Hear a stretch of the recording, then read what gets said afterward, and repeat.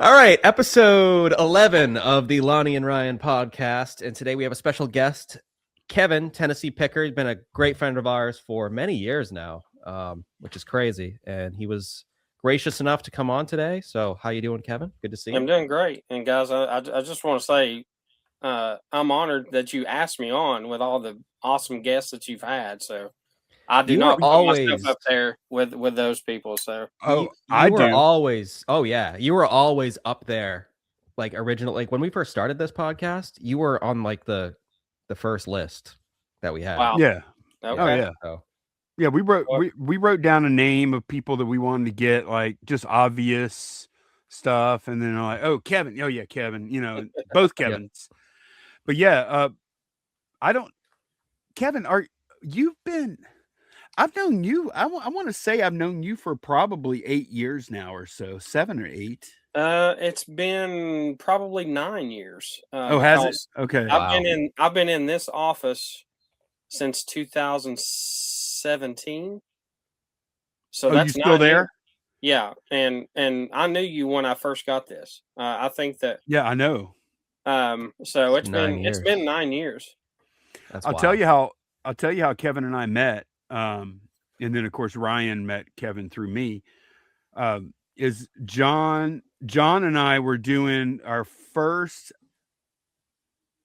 podcast was called, what was it called, Kevin? This week in reselling, wasn't it? That's right. Yeah. Oh, I remember that. Yeah. And That's way back.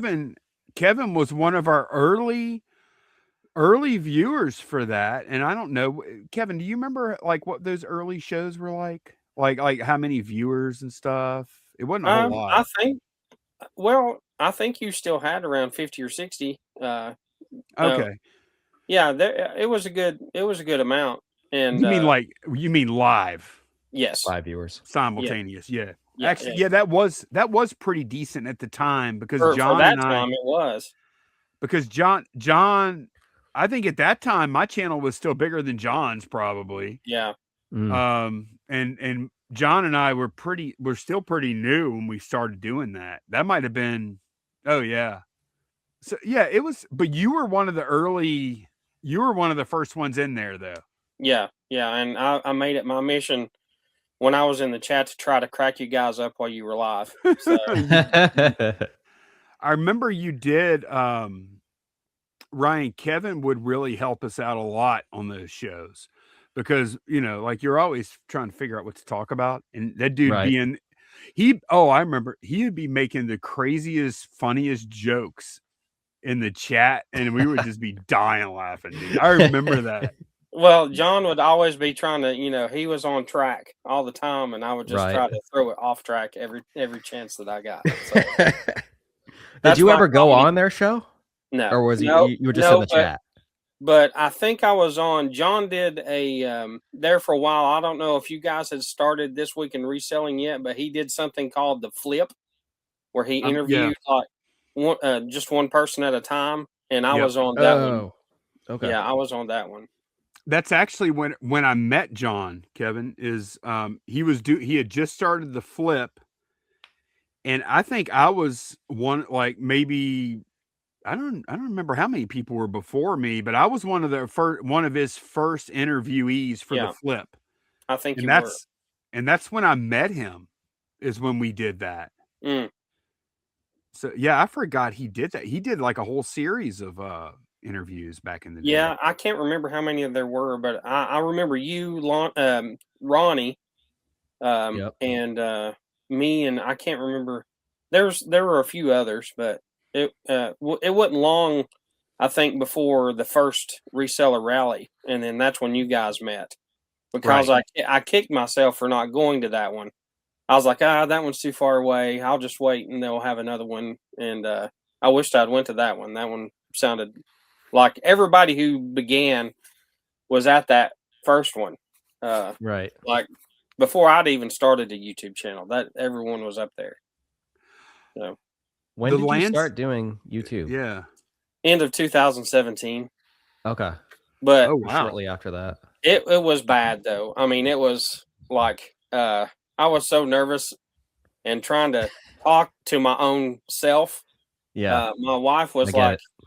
"Are you done talking to yourself in there?" I'm like, I'm like, it took me like 20 tries just to do a haul video sitting in front of my kitchen table. And like I kept erasing it and starting over again, and it's awful. Yeah, it's Oh, still up. All those, that's all not those. that's not unique. I think we could all No. probably, as YouTubers, say that our first videos are ultra cringe. Like you got to start somewhere, right? I remember my first video I had a MacBook Air, and I just used the built-in camera, Yep. and I was talking, and every time I'd talk, I'd start strumming my fingers on the MacBook, like on the side, and you can hear it. I remember those. And man, yeah. Cause Pete's shout out for you is how I found you. And it was in 2016. Yep. And I had just started. So I've sold on eBay for 29 years, but I even sold on it when it was called Auction Web or whatever it was. Oh, that's Wow. real old school. But I was selling stuff, and I worked in an office, and people were like, "That's cool that you sell on eBay, but you can't make any real money doing that, can you?" And so in 2016, I was like, you know what? I'm going to find out. That's when I started looking through YouTube to start just making lists of stuff to buy. I was like, I had lists and lists and lists of stuff to buy. And Pete was one of the guys that I was watching. And when he shouted you out, I went to yours, and the first video I watched of yours, Lonnie, was you on the couch. You were doing a haul video on the couch, and you would hold things like this. Right. And the cat would walk across the back. Yeah. Yeah. You know what's bad though, Kevin, is that probably when you were watching me do that, you probably knew more about what to buy than I did at that point. I don't know, man. I just had knowledge from like the previous decade. Like, I don't know if you know this, but like in the middle 2000s, I ran an eBay drop-off store. Yeah, I remember that. Remember those? Oh, really? How would that work exactly? Yeah, tell us how that works. Okay, so like, well, first of all, you had to pay for buy it nows back then, so it was all auctions. Mm-hmm. So right. So we were a storefront. Basically, people would come in, sign a contract. We would take their stuff, and we'd take 33% of. We would auction it off, and we got 33% of whatever it sold for. We would do the photographing, the listing, the shipping, everything. We had a shipper, we had a photographer, had all that stuff. So I learned a lot from there. But back then, in the middle 2000s, stuff that was popular was like milk glass and whole pottery and Yadros and precious moments. Hey, Yadro is still good, bro. Well, back then all the pieces were good. Now the little pieces sometimes aren't as valuable as they were way back then. But yeah, I'm a Yadro bro for sure, though, man. I sell a lot of Yadro. I like.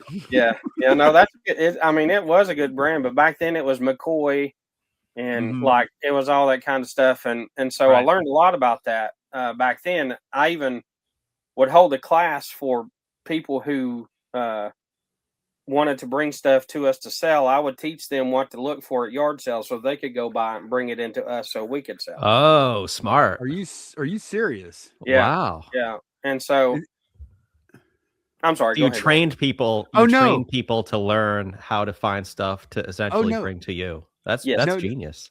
Wow. Kevin, I'm just listening to you. I'm just like I'm engaged with your story. This was a business that you owned or you worked at? Or I worked at. I was a general manager of 3 stores. And you had 3 of them? Yeah. Well, there were 3. I managed I was the general manager of 3 and was the main manager of one here in Sevierville. And it was called New Markets. I had a card. I thought I had it up here, but I guess not. Anyway, NU Markets was what it was called. And we were direct competitors of the bigger chain was called I Sold It on eBay. I remember they were a huge chain of those drop-off stores. Do you remember this, Brian? No, this is before my time. Okay. So this was so we would train people, or I would train customers to go out to yard sales and like bring in what was more valuable, and then I would take Fridays and Saturdays off, and I would go buy stuff to bring into the store for myself and to help the store as well. Okay. And it did well for a while, but when you have to rely on everybody else's stuff to make a profit, it's just not gonna. And it's all auctions too, and you had to pay if you wanted to start the auction more than $9.99. So people would bring in $100 items, but we would have to start it at $9.99. And sometimes after a 7-day auction, it would only be at 25 or $30, and those guys were not coming back. They would not bring anything back. So I'm glad that eBay, made it to where you could start listing stuff, buy it now, all the time. So, Kevin, you said y'all would charge 33%. Yes. So y'all would cut 33% of what number? Of the final auction price. Okay, so whatever the hammer price was, y'all would get 33%. Correct. Right off the top of that. So if it sold for 100, they would get 67, and would they pay the fees out of that, or were there fees? Were there fees? No. Let's see. No, that included the fees. But auction fees. I don't remember. Back then, I don't know, the percentage was not very high. I don't remember it either. It wasn't near as high, but I don't remember what it was. And I also remember, dude, do you remember when you used to have to pay your eBay bill? Man, that was brutal, bro. Like that was awful. Well, I mean, you'd have like a great month, and then at the end of the month, you go open up and it due $2,800. It's like, what? That was crazy. Ouch. Well, even before that, in the 90s, like early 90s or late 90s, early 2000s, I used to get money orders in the mail. Before you even ship it. Like you didn't have to ship it until you receive payment, right? Yeah. As a matter of fact, back in the day, like in the late 90s, I didn't have enough money to buy a digital camera. So I would take a Polaroid and I would scan it into the computer. And that's how I got my pictures in there. Wow. That was the old days. Ryan, that might sound crazy to you. Like, come on, bro, you can't afford a camera, but you keep in mind the time he's talking about. Big money. Digital cameras were like $400 or $500 minimum to get something decent. Get the point and shoot was just $500 or $600.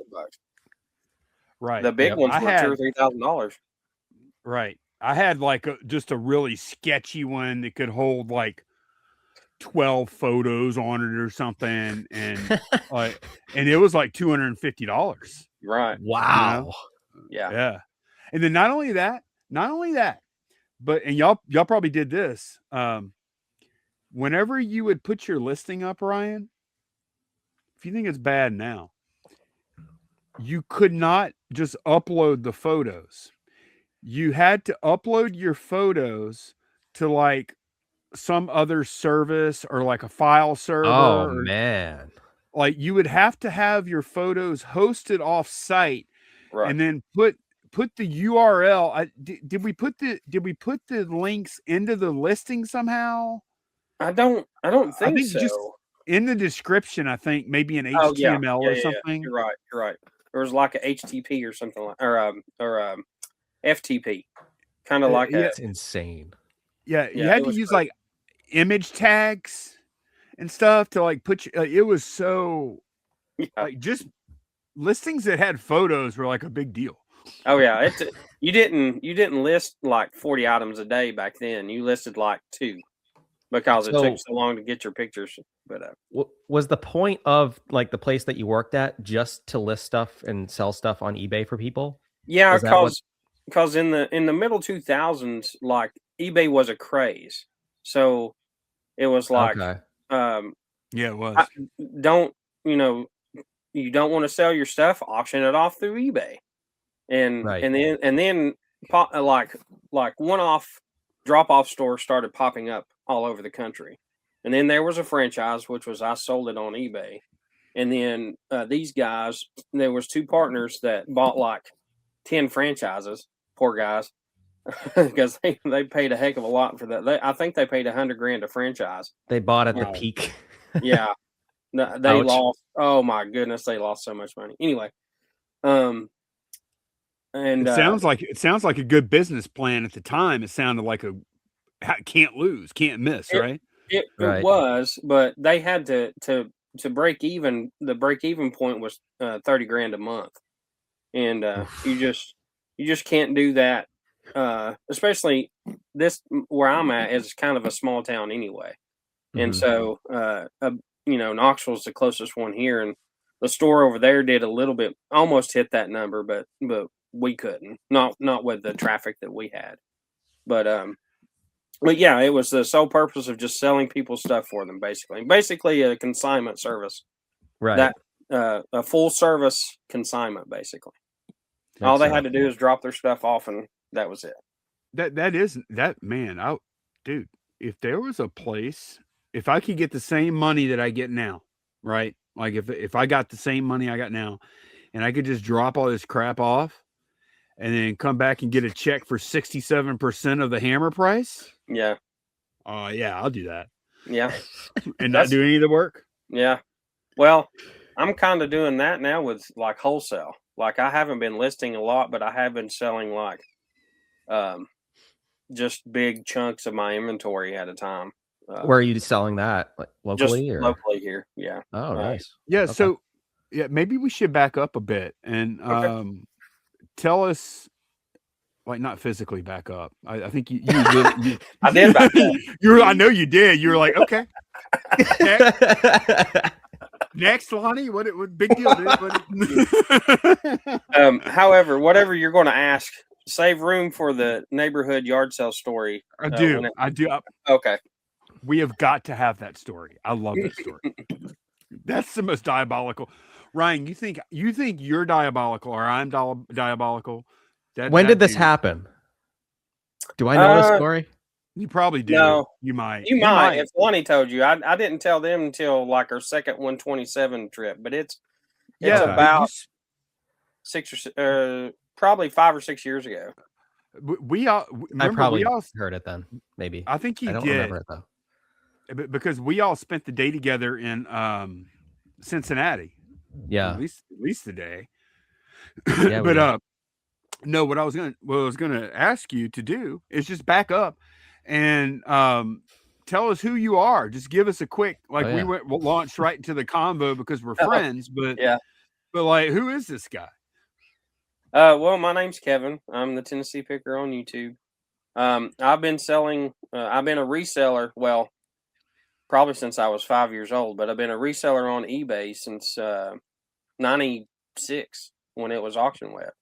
Wow. And I've always just my dad was an entrepreneur, and I've done things from like selling mattresses through classified ads to running bowling tournaments to, I mean, if you can name it, I've done it. But yeah, I've been part-time and full-time throughout those 30 years. Probably a little bit more part-time than full-time. I'm a part-time reseller right now. Just because, well, there were some family issues that happened, and so I just had to get a real job. But I still have a ton of inventory, as you can see. But yeah, just love reselling. When I was doing YouTube, I really liked it. I drop a video every once in a while now. But when I get a chance to spend some time on it, but in 2016 I got really serious, and I got into YouTube about both the eBay and YouTube, and that's when I started.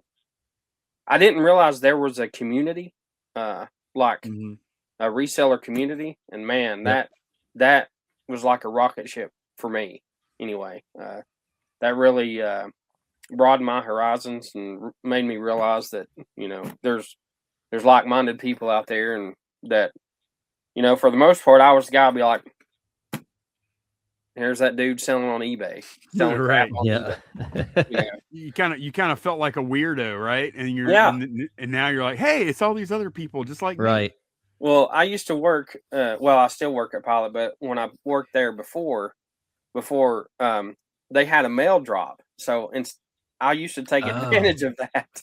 And, I would be carrying in big bags of eBay stuff that I sold, and the mail guy would come around and he'd be like,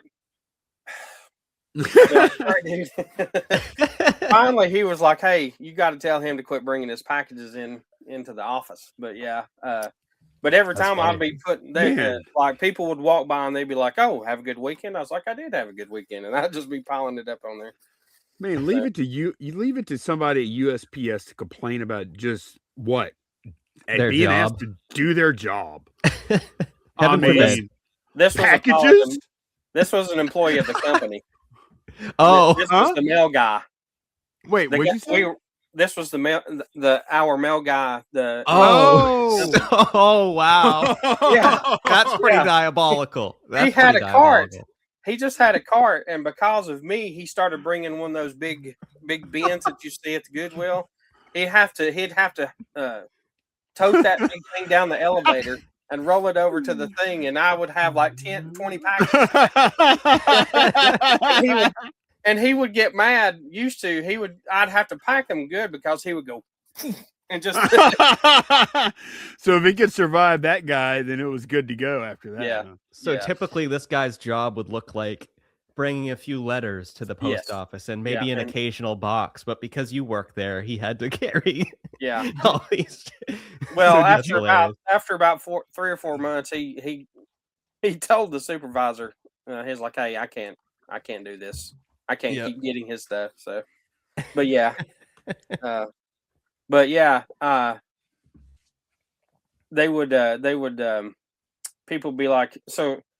And most of the time in passing, they'd be like, oh, have a good weekend. I was like, yep. And then some people would stop and be like, so what are you selling? And so I would get to actually talk about, the stuff that I go out and buy stuff at yard sales and resell it on eBay and stuff. And man, in 2016, our thrift stores around here, I guess, had not been, I don't know. They were virgin thrift stores because, man, as soon as I started, I was like picking stuff. I could not believe the stuff I was picking out of those places. Within the first month doing it part-time, I think my first month was about $7,000 in sales on eBay. Wow, that's great. And I was like, a lot for a part-timer. Yeah. That's dude, it used to be like that. I would routinely go into thrift stores and find just gems on the shelf, and that didn't happen that much anymore. I kind of hit the tail end of that when I first started. Yeah, I started I think in like 2018, but like I started on YouTube in 2019, and when we would go to thrift stores, we would actually find good stuff. And then like probably shortly after that, maybe like the next year, 2020, is when thrifts like dried up around here. I don't know if it was like that nationwide, but seemed like, after 2019, it was like the end of the thrift era. It was kind of the same and then like as I continued, I noticed garage sales did the same. I don't know what the garage sale market looks like now for you guys. Well, but when I was doing it, it was like a steady decline. I saw that same thing, that same trend, Ryan. Yeah. And I have not really seen a huge rebound from COVID. Yeah. Yet. Until let me tell you all this, and let me see what you think about this, Kevin. This garage sale season for us has just begun. We've been in it for a couple of weeks now. It has been on fire. You've been killing it, bro. Straight killing it, like buying so much we can't, like, it feels like 10 years ago, except with good stuff. And I know what I'm doing this time. Well, that's like on Saturday. You texted me at like 3 or 4 in the afternoon. You're like, we just finished buying. I'm like, what? Yeah. Like, what? That's awesome. Yeah. And I think it might be 2 things. I think people weren't selling at near as much at garage sales during COVID and even after COVID. And I think we're starting to see those sellers come back. And I think a lot of the resellers that hopped in during COVID are gone. Yeah. I've already bought like 2 or 3 resellers inventory. Yeah. And which is crazy. I don't need it. because you're trying to sell yours. Right. But so that's why you're selling wholesale right now. Well, yeah. The hope is to get back to well, I don't know. So when I first rented this office shortly after, when I went, no, I think I did. Yeah. Shortly after I got this office, I hired my sister-in-law to take pictures. And then it started just getting bigger and bigger. And, I hired my nephew to list. Wow. And, then I went full time in 2020, and man, it was killing it there for a while. And then it's like you, it's well, even 2021 was really good.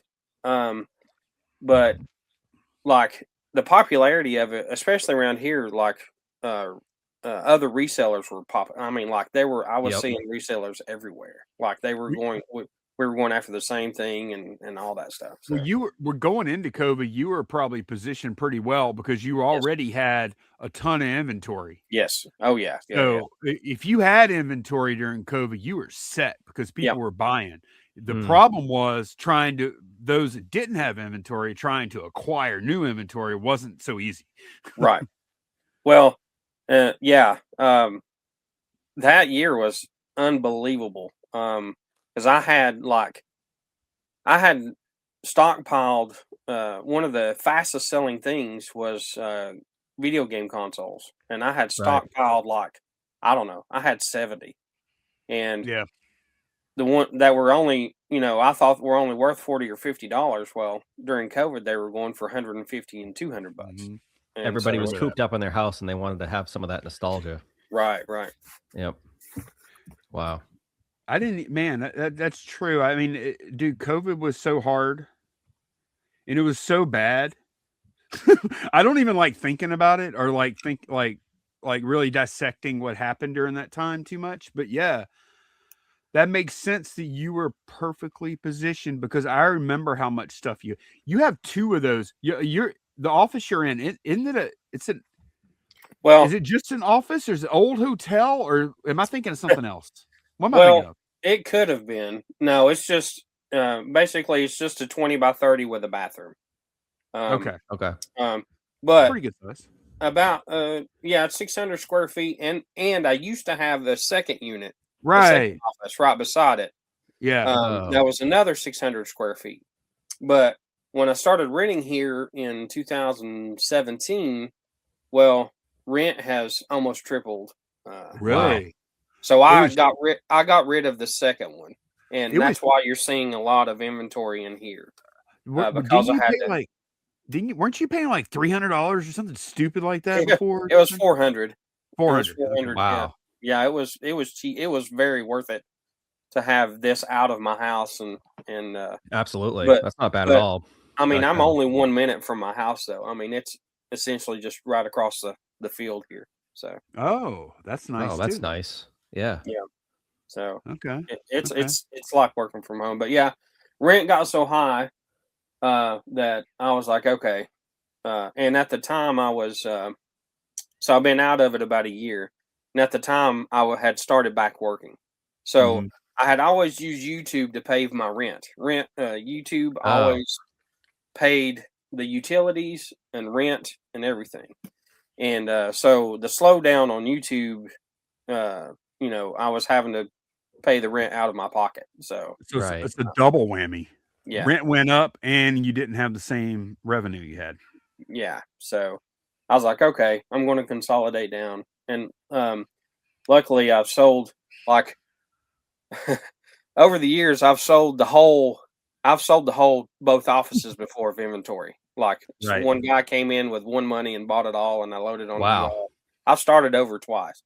So when that happened, when you did that, Did you still make money? Like if you don't factor in the fact that you've been storing the stuff or whatever, if you just look at like the buy price, do you think you still made money on the stuff when you sold it in bulk or not? Yeah, I made money. Wow. I mean, it's not as much as if I had listed every single Right. piece, Of course. but I buy pretty. I mean, I buy pretty good. I'm a pretty good buyer when it comes to, most of this stuff has come from yard sales and thrift stores and estate sales and all that stuff. So I'm pretty sure that most of the big stuff I've sold and made the profit off that, and that's what's paid for all that stuff. So What did you feel like when both times when you did that? Like when all the stuff was gone, were you like, good question. this is great? Or were you like, were you sitting there counting the money? Or were you kind of like, now what? Felt empty. Like felt empty empty. inside. Like what's it feel like after doing something like that? I had already planned a picking trip. This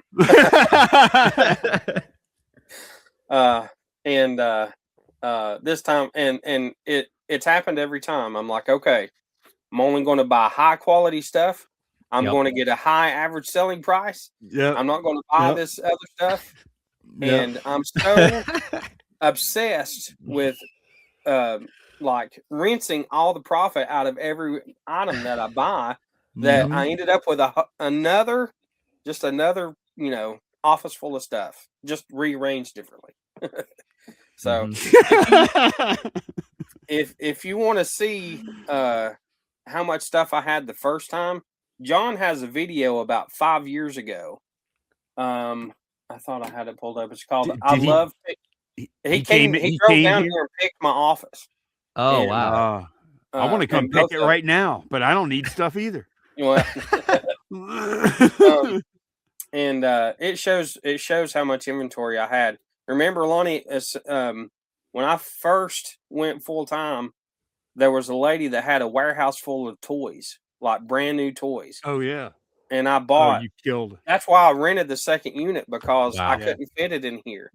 And it took me I couldn't get a U-Haul, so it took me 10 trips to bring in my truck at the time that I had. It took me 10 trips just to fill up that whole. How far was it?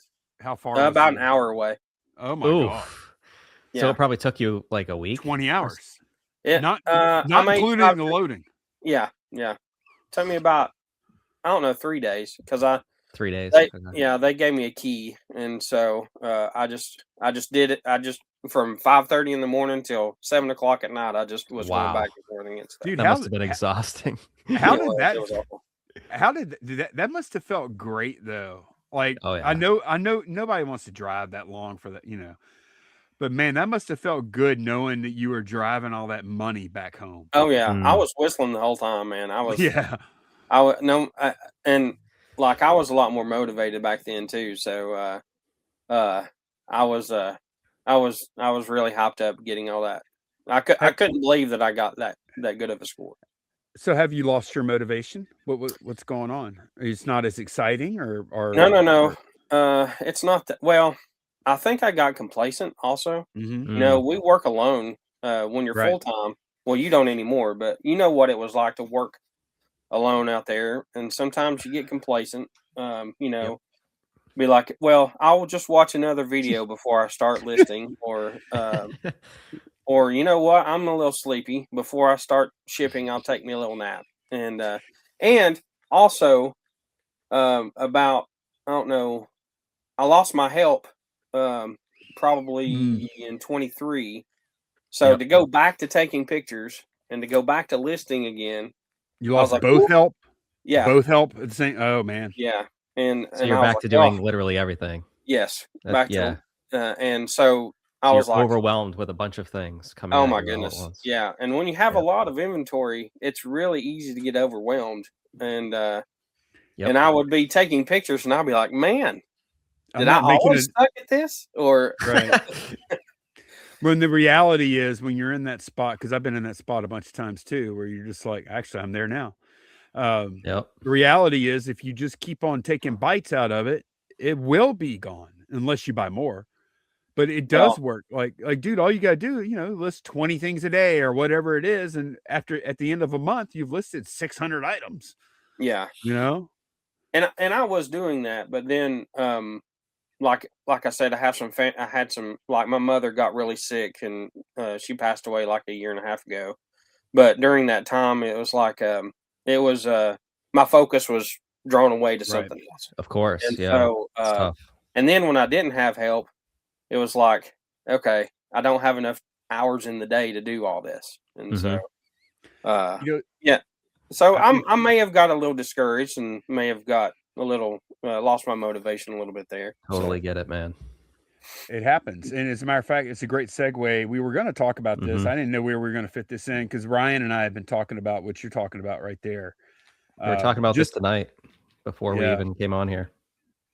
You want to lead this one off, Ryan? You want this? How do you want to go? I don't even know how. I don't even know. I don't either. It's kind of painful.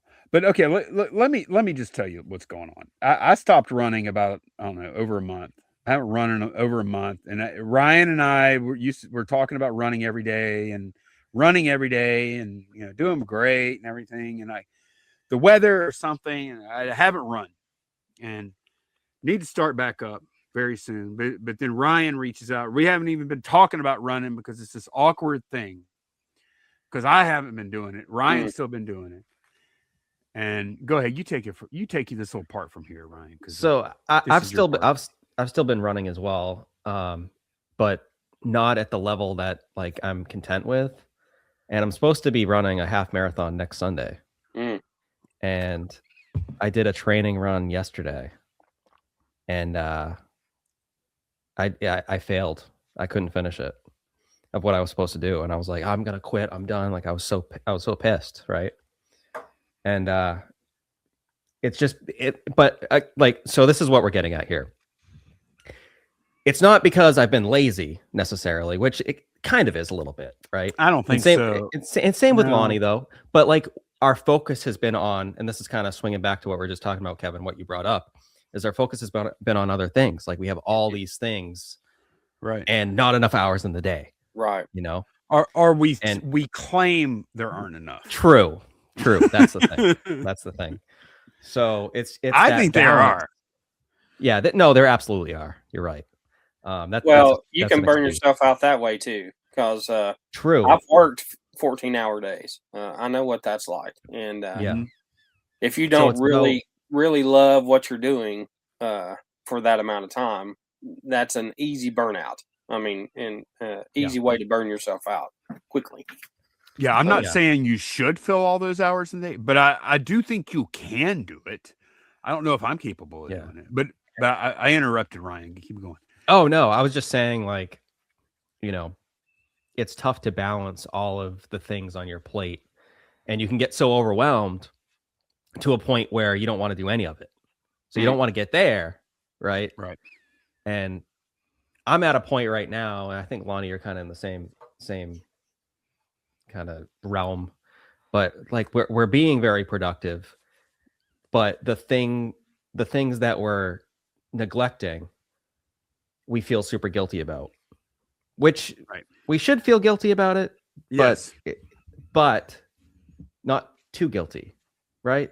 But it's that balance of, like, you don't want to make excuses for yourself. Right.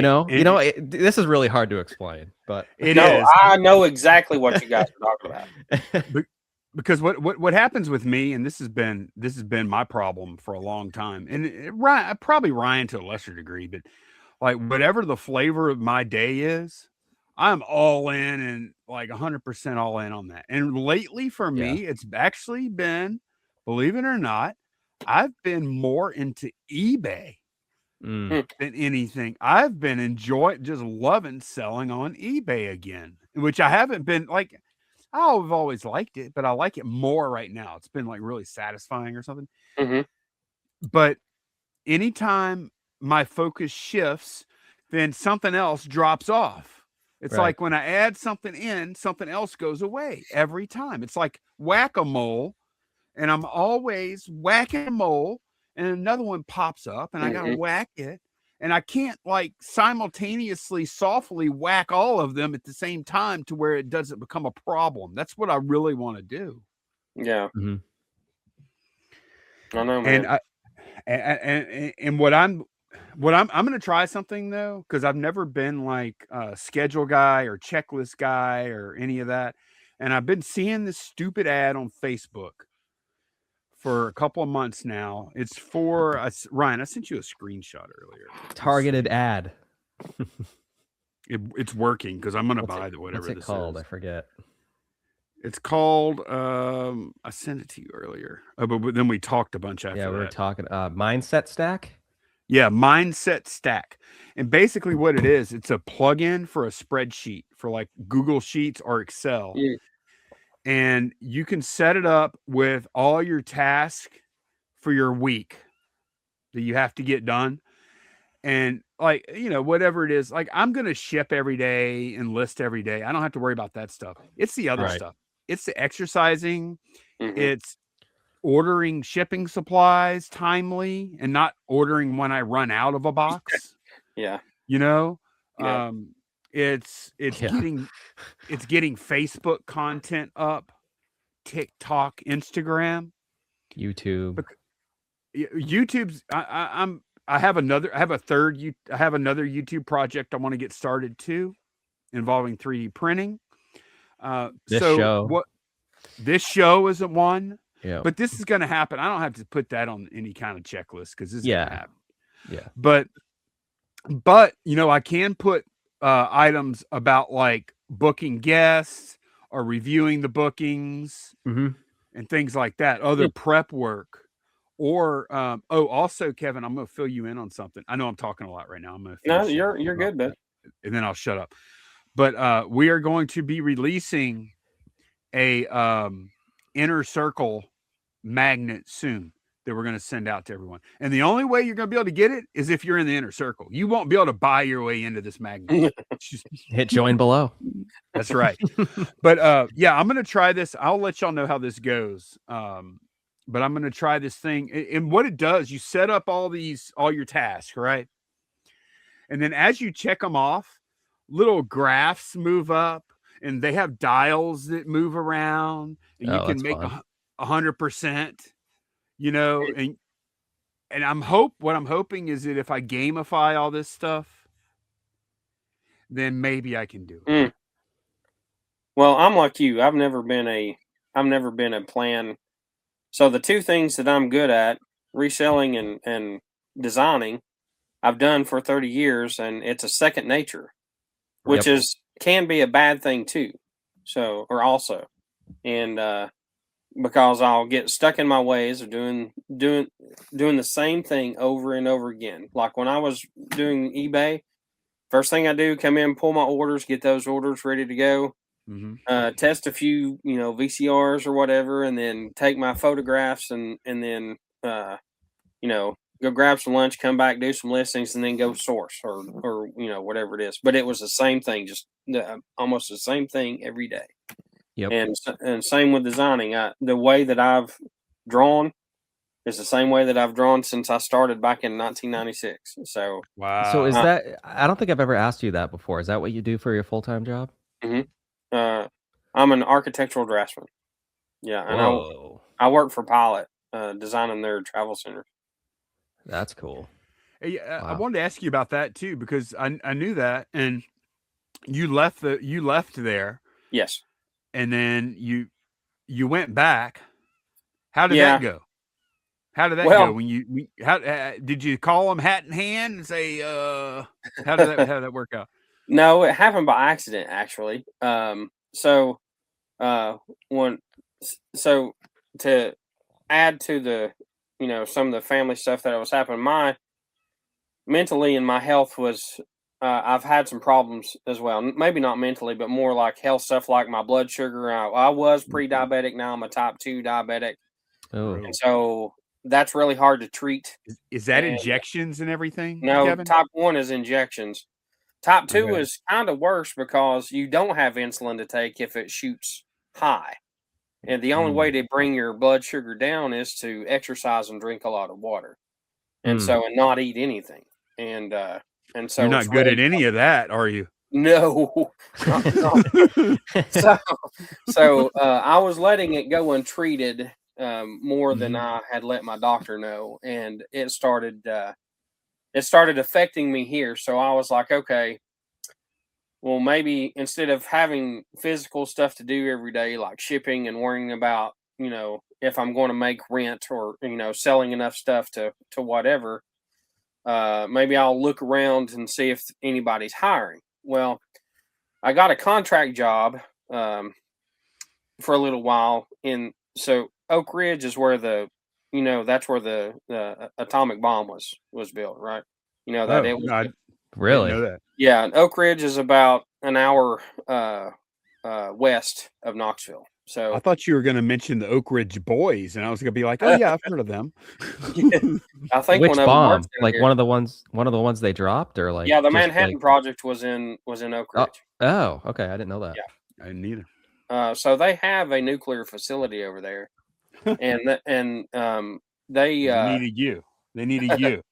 well they are always hiring, and like you can't get on if you don't have Q clearance, you can't get on with the actual nuclear facility. But there's a lot of little companies that you can go work for on contract basis. And then if you want to work your way through all those little guys to get to the nuclear facility, well, then you can get your clearance. You can do it that way. Well, I saw one of their listings, so I took a contract job with them for a little while, and but I had to drive there, and it was an hour and 20 minutes one way. Whoa! And so they only worked 4 days a week, thank goodness. But like after it was only a 9-month contract, so I was like, all right, I'm not going to do this anymore. So I decided to come back and do eBay again. What was that doing? Was that doing drafting? Oh work? yeah, it was doing design work for a. They were building a lithium processing facility, and so I was on the architectural side of a portion of that building. Okay. And so anyway, in doing that, I had revamped my resume, and I had put it on Indeed. And after working there, I was like, okay, I want something remote. I don't want to do, I don't want to do, I don't want to do anything where I'm having to drive in. So it was just floating around out there, and they had an opening. And so the two fellas that are over the departments were my coworkers back then anyway. So my buddy saw it. He was like, hey, our recruiter just pulled your resume off of Indeed. Right. And he was like, do you want to come back? And I was like, do you want me to come back? He's like, I don't know. Would you be willing? I mean, it was like that.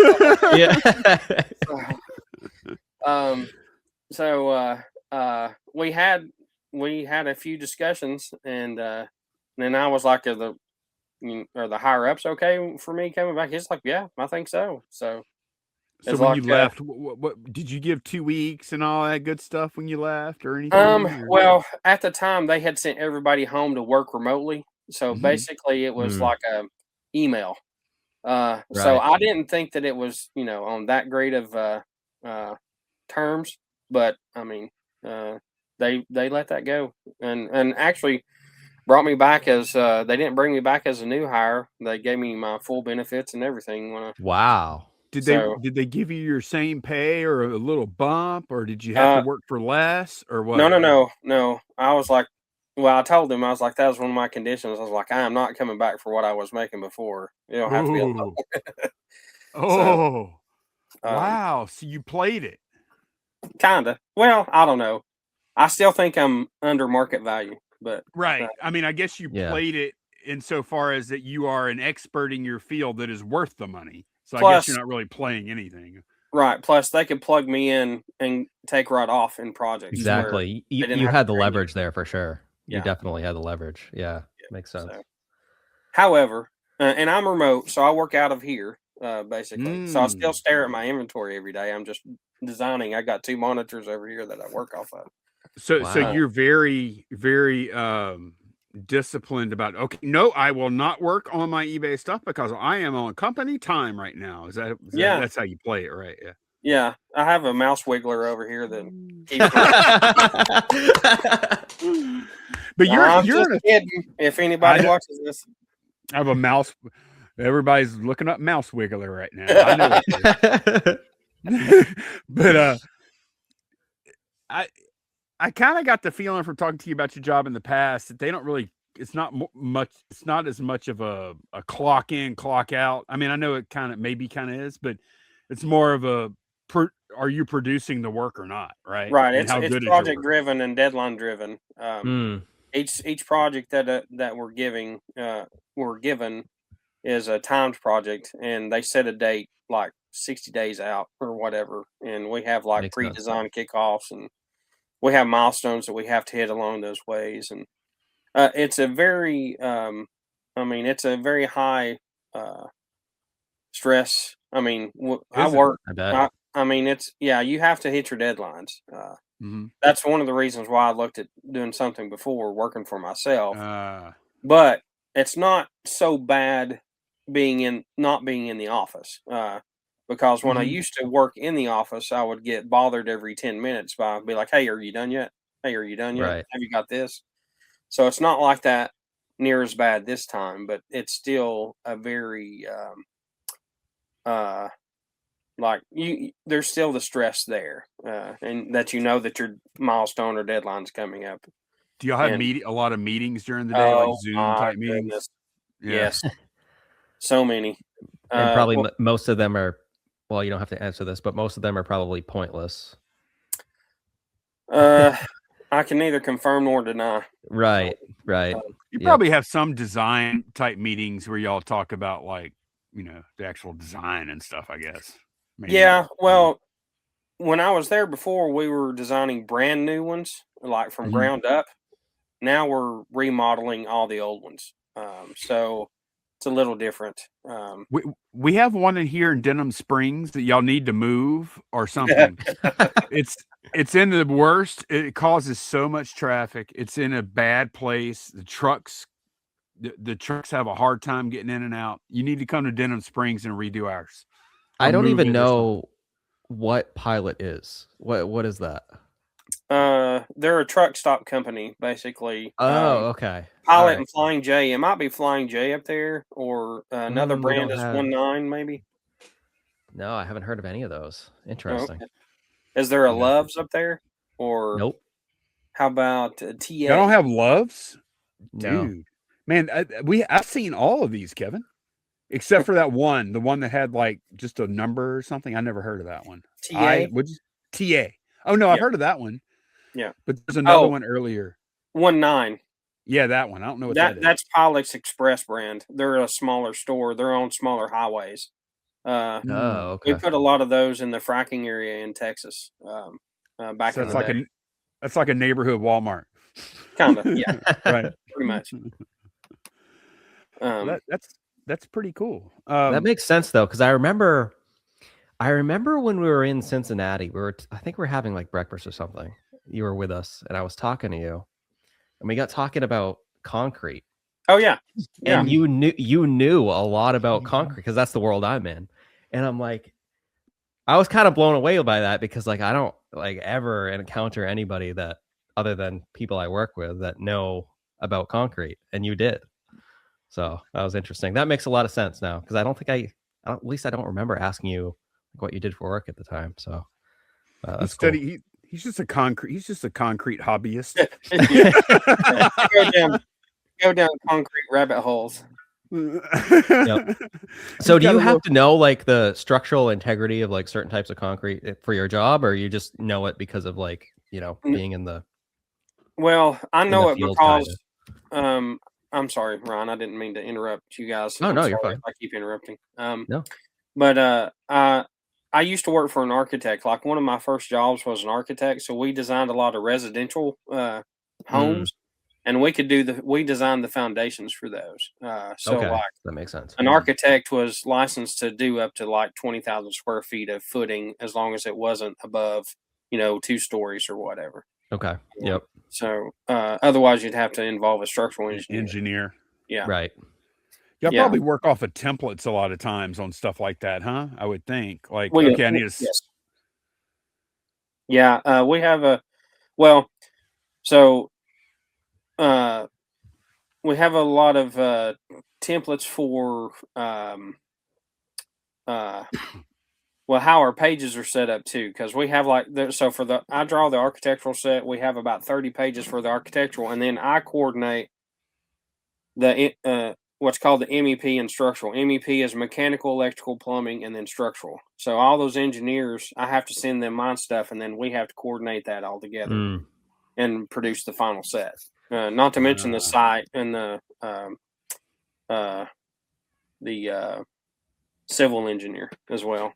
And they probably review it, make changes, send it back. You gotta, and then y'all probably send it back back and forth a couple times at least, huh? Yeah, we have a coordination milestone that we get their drawings, and then cause especially if we move so all the HVAC units are on the roof. So if we're moving those, they're up there on ballasts, basically on curbs. They're called steel curbs. So we've got to coordinate the relocation of those HVAC units from mechanical with structural to make sure that we can set those in a specific place on the roof and stuff like that. But yeah, it's I love it, and sometimes I hate it. Right. So you think you might end up full-time reselling again?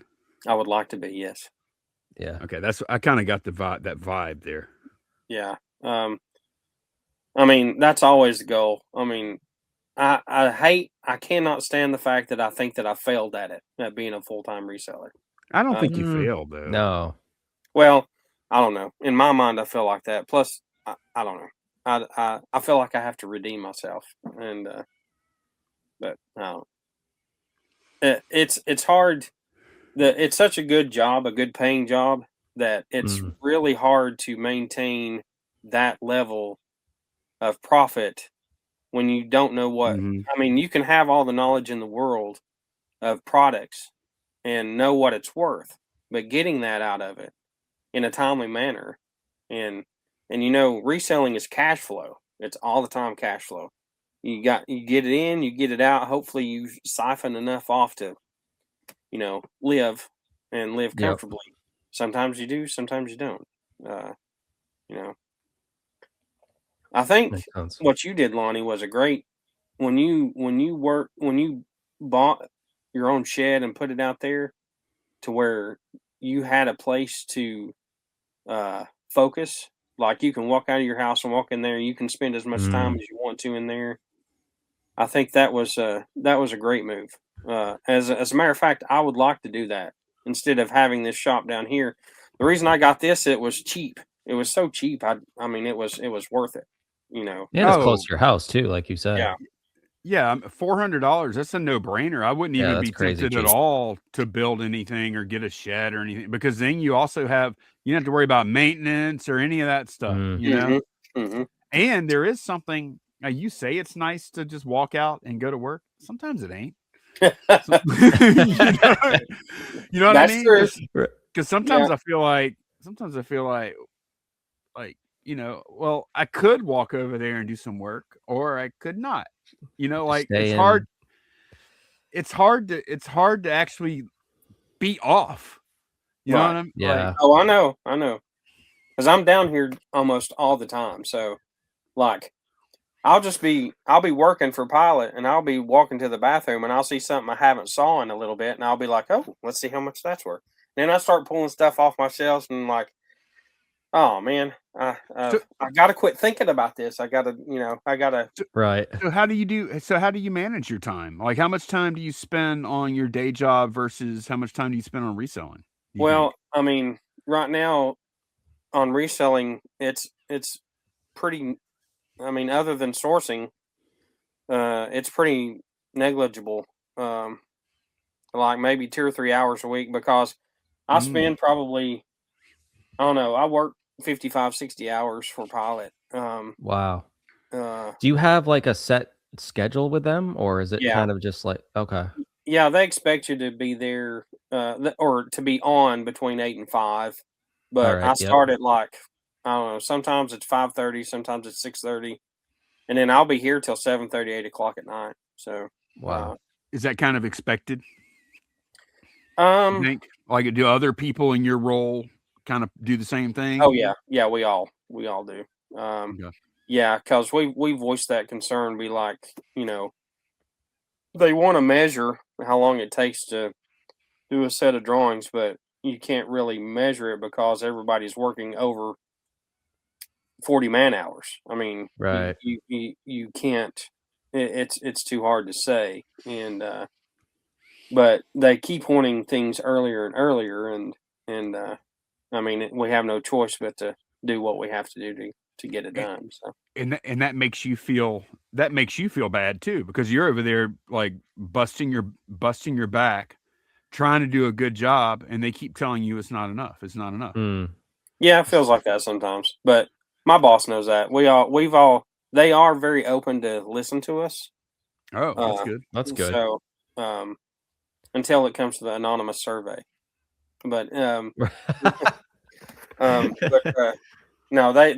they've heard our concerns, and unlike before, they are trying to make efforts to try to make it better for everybody. So Well, this wasn't supposed to be about pilot, but I'll ask one more. okay, Whenever you do work more hours, do you get more money?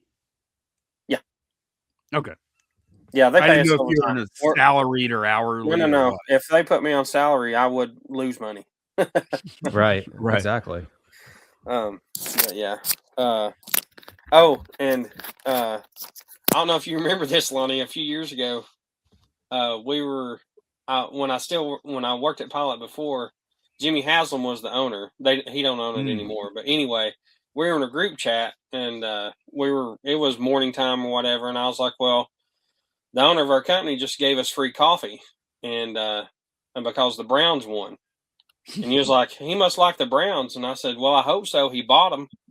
And you were like, what are you talking about?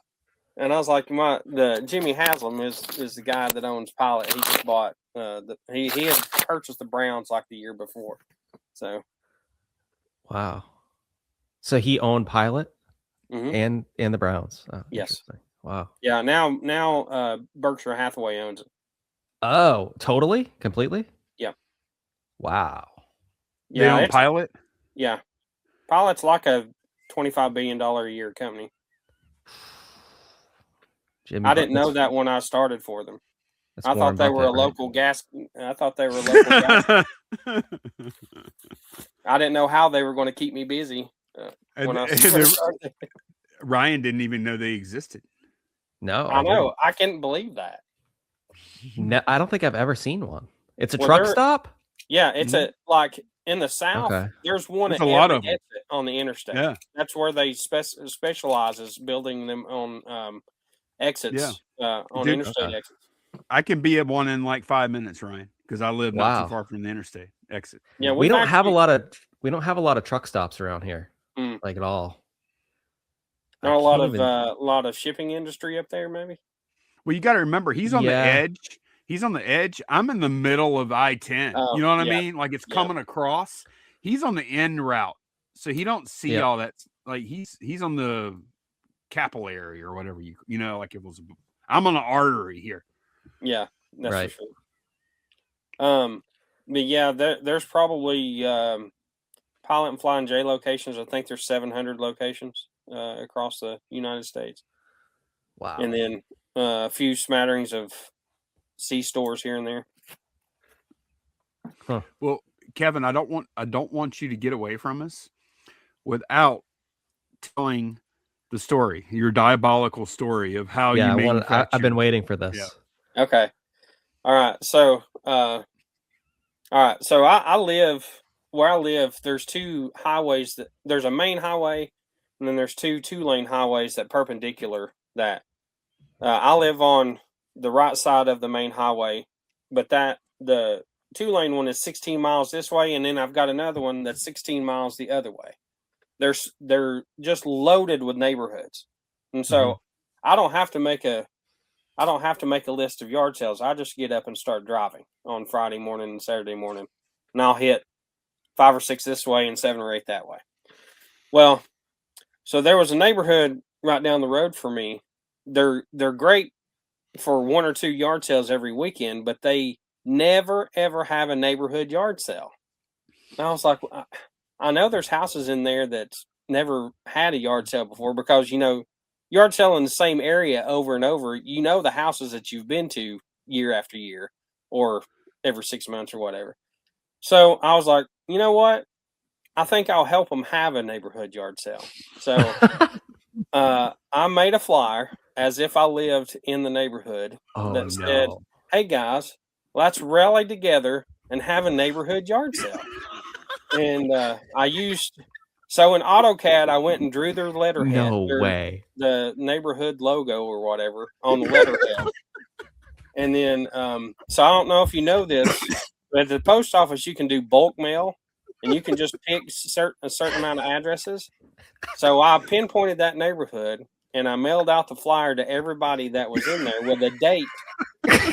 And this is crazy. And so not only that, I suggested everyone. It was in the summertime, so I suggested that everyone start at 7 a.m. But 7 a.m. around here is not a typical time to start. So I did that. Smart. Smart. So I didn't know if it would work or how many people would do it. And mind you, this neighborhood probably has 250, 300 houses in it. And so you got me crying, bro. You got me crying. Keep going. I'm sorry. That morning, and so I didn't advertise it. Obviously. Yeah, I just, but I mean, it wasn't like no one would ever go yard selling in there, because that's a neighborhood that everybody hits. I mean, there's always 1 or 2 in there, but not till 8 a.m. Right, usually, and usually there's a sign, and so someone eventually put out a yard sale sign, but it wasn't me. But allegedly, yeah, this is all. But anyway, conjecture. So that morning about 6:30, I went in there, and by 8:30, so my shop was just down the road. This office was just right down. I had filled up my car probably 3 times before anybody else was in that neighborhood. And, you're just in the neighborhood. Should be starting any minute. So now so I just did that once. They have it the same time every year. I did that. Their annual yard sale. So now it's and they have no idea. Right. No clue. Yeah. Oh, and that's man. not the only one. I've done 2 or 3 more now too. So that's actually smart though. Like, it's the smartest thing I've ever heard of. Well, I also used to do. Okay, this is bad. And I don't do this anymore. I used to do diversion yard sales on Facebook. Oh, oh God, no! So I don't know. Are you sure you want to tell people that you did? I don't do it anymore. I don't think they would recognize it. My anonymous Facebook character, his name was Ron Weston. So he doesn't anymore. But I would do so. Lonnie, here. There's mountains that are right next to the parkway, but it takes 30 minutes to get up the mountain. So I would pick an address on top of the mountain, and then I would have screenshots of toy collections, video game collections, and vintage T-shirt collections. And I would be like, "No early birds. Do not contact me." But this was way back whenever the competition was starting to get, there was a lot of young kids coming in and buying all the stuff. Yeah, I would post one once a month on a different Facebook profile, especially when I knew it was going to be a nice sunny day. So I'd be like, no early birds. First come, first serve. Do not contact me about any of the inventory. I want in. And then Most of those are rentals up there, so nobody even lived at those places. So I That's knew pretty that. diabolical. That might even be more diabolical. It's definitely more evil. Well, I did that because I was full I know time. we know why you did it. Well, I just turned full time, and I was like, "Hey, I do this for a living. These guys are out here, just trying to get ahead." I mean, I don't know. They could have been doing it for a living too. I don't know, but Kevin, I was like, "This is my livelihood." Yep, Kevin. There's no good justification for that. No, say you're a changed man, and I am a changed man. I only did that like one season. Yeah, I don't think you ever told me this one. No. I've actually thought of doing that. I'd not thought of doing it before, but I always wondered. I was like, someone could do that. Yeah. Well, because someone did that to me. Like, really? Yeah, years ago. There was like 30 of us waiting at a house one day, and some dude come out and he's like, "Hey, what are you guys doing here?" We're like, "When's your yard sale start, man?" And he's like, "There's no yard sale here." And he was like, "You don't have any video games?" He's like, "Get the hell off my Oh man. That's funny because I always wonder that whenever how you roll up to an advertised garage sale and it's like, yep. And I'm like, is somebody trying to like make us waste time here or something? Like, what is going on? And that happened to me yesterday on this road. So there's a road that's perpendicular off the main road, and there were houses on both sides, and there was a sign. And the first house had a corner driveway, and there's a car in there. The back was open. There was some stuff in the driveway, and the garage door was open. I was like, "Oh, this has to be it." So I whipped in there, and there's a dude at the back of his van holding the tennis racket, and I was like, "How much for the tennis racket?" And he's like, "What are you talking about?" I was like, "Is this the yard sale?" He's like, "No." I was like, sorry. I'm so sorry. I've done that. I've only done that once before, and it was so awkward and so embarrassing. Yeah. That like I'm so careful now. Like I don't get out the car until I see a sign or something. I gotta see some kind of proof. Well, when you're in that rhythm, I was in that rhythm. I was hitting one right after the other. I was like, "Oh, this has to be it." And I was like, "Oh, is that a hammer tennis racket?" I bet that guy was so confused. Like he was random. Like he basically just looked up and was like, "No, can I help you?" And I was like, "Is this the yard sale?" Never. Nope. Have a good day. Yeah. So sorry. Don't want to sell that racket? Man. Does that mean it's not crazy. for sale? You sure you don't want to sell it? So are you going to the rally this year, Kevin? I am, yeah. Okay, cool. So we'll see you there. That'll be awesome. I'm glad you're going. Yeah, I'm looking forward to see you guys. So Lonnie, are you ever going to do the 127 again? Candace was actually talking to me earlier about that. What time of year is that? That's the 1st of August. I think it's the first weekend in August. Man, I would love to do that again. I mean, to be honest with you, I always look forward to that trip with everybody. I think we did the Highway 70 twice, and I think we did the 127 twice or 3 times together. You know what? Let me talk to Candace about that, Kevin. Maybe we could. I mean, would you be able to do it? Yeah. Maybe we can set something up this year. Okay. Oh, that would be fun. Like even if we don't need a lot of inventory, maybe we'll be ready for a little trip. That'll be a pre-rally trip, I guess. Huh? Yes, it would be. Yeah. It was well. I mean, it was fun when we did it, especially like when all 3 of us were Ryan. When we were sourcing together, it was like a race to get out to the.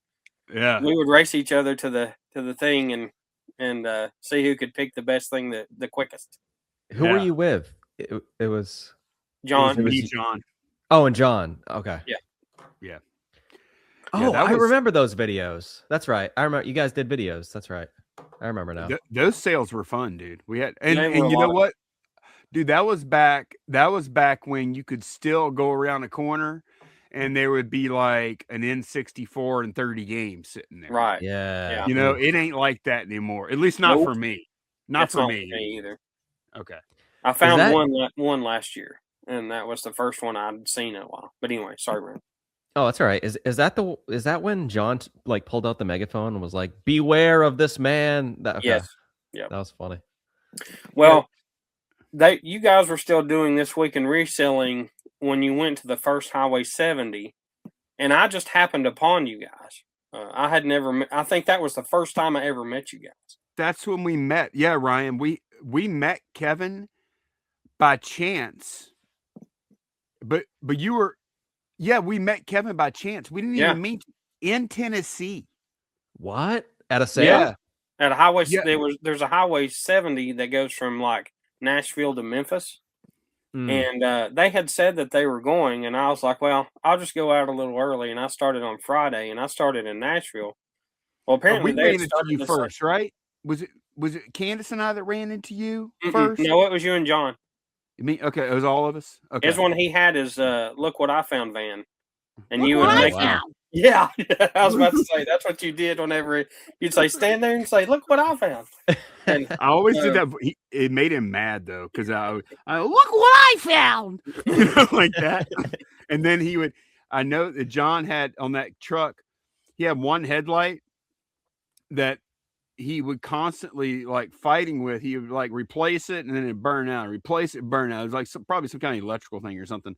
Yeah. And I'd be like, hey, John, I called him, John, you gotta, you're like, I know, I gotta. He was so like, he was already like on edge about it because it had been such a pain in the butt. Yeah. And then after that, when I every now and then, just randomly, I would sing that one headlight song, and he would just Jacob Dylan song, Yeah. But so I had stopped at a yard sale on the Highway 7, and someone said my name, and I turned around and it was John. Yeah. And I was like, hey. Wow. And he was like, well, Lonnie's here too. And so they invited me to follow them the rest of the trip. So I think we hung out together the rest of the time and then planned the next year to go together.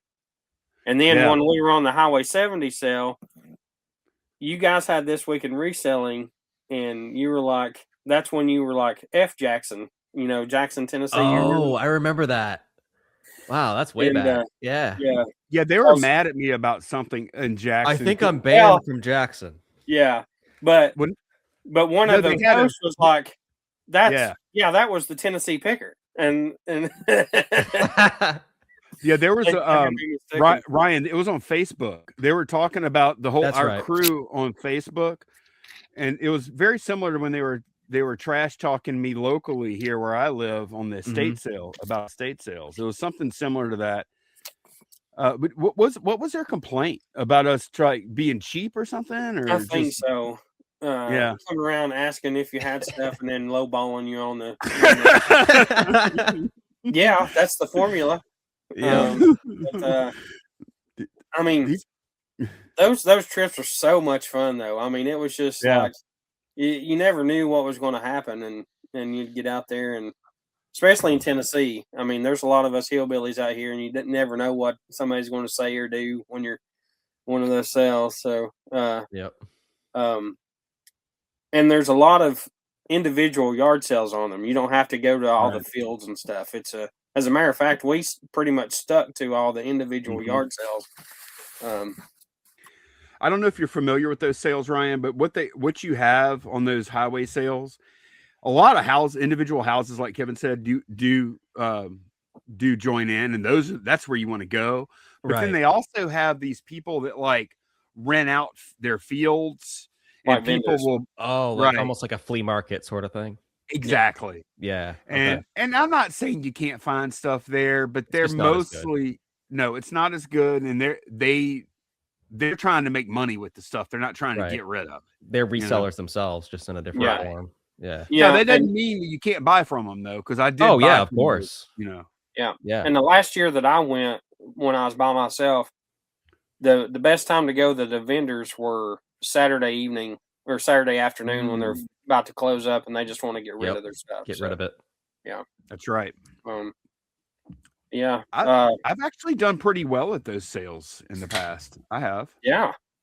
I remember that you bought a red vacuum cleaner that was like an industrial one. I think you got like 300 and something bucks for it. But when you bought it, I was like, I don't know if Yeah. I'd bought that. Yeah. It was a backpack. I think it was one of Yeah. the ones you wear in your back. Yeah, a commercial one. Yeah. I've always Yeah. been a little bit outside of the box. But one thing that Kevin has always been good at, Ryan, is when, like he was saying, like he started watching YouTube to like refresh to know what to buy and stuff. But when that dude's got a steel trap, like a steel trap memory is really good in this game. But Big time. Kevin's memory is like, it's good. Like for like that index of what to You need buy that. and what it's worth, he has it big time. Well, honestly, I think it's more of a gut now. Like, I can go to a yard sale and I can look at something, and if I've got a gut feeling or trigger something, even if I Right. don't remember what it is, I'm like, I should probably pick that up. And That comes with experience as well, like knowing, you know, that gut feeling isn't just something that you have. It comes with experience. yeah. Right. It's based on the Yeah. look, the feel. Yep. Never seen it before.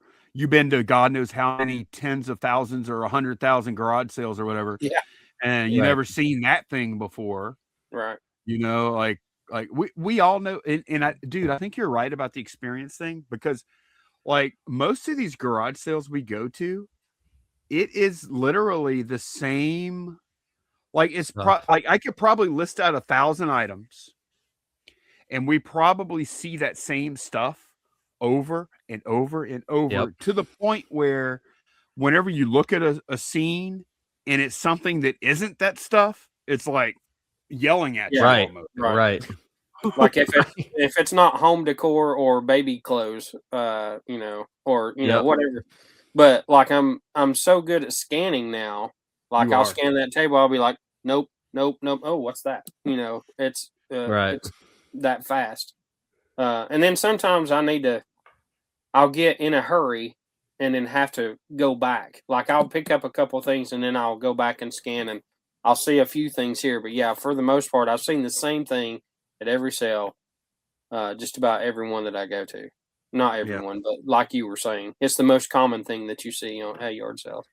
I'm not as good as you, but I know what you're talking about as far as that gut. And it is like Ryan said, it's built on, you know, it's actual sensory perception that you're interpreting as just like a feeling, but it's not. But I find that like my percentage, like when I have a gut feeling here, I still have to comp, because like once I had that gut feeling, my gut is right probably 40% of the time. Mm-hmm. So if it's something I dealt with before, obviously I don't comp that, which that happens a ton too. Like Sony Handycam, $5. Okay, don't need to look at it. Yeah. Or those what are those rain thing, the rain mates. Yeah. Rain mate. I just picked one up like last weekend. I was like, I didn't even have to. I was like, beep. Yeah, dude. If you didn't know about those things until you saw me talking about them. What is it? It's a rainbow rain mate. It's like a bowl. It's clear. It's translucent. It's a humidifier. And it has a little thing on top. Oh, I remember that. And it just blows it like. And I think people put like fragrances in the water and stuff, and it like.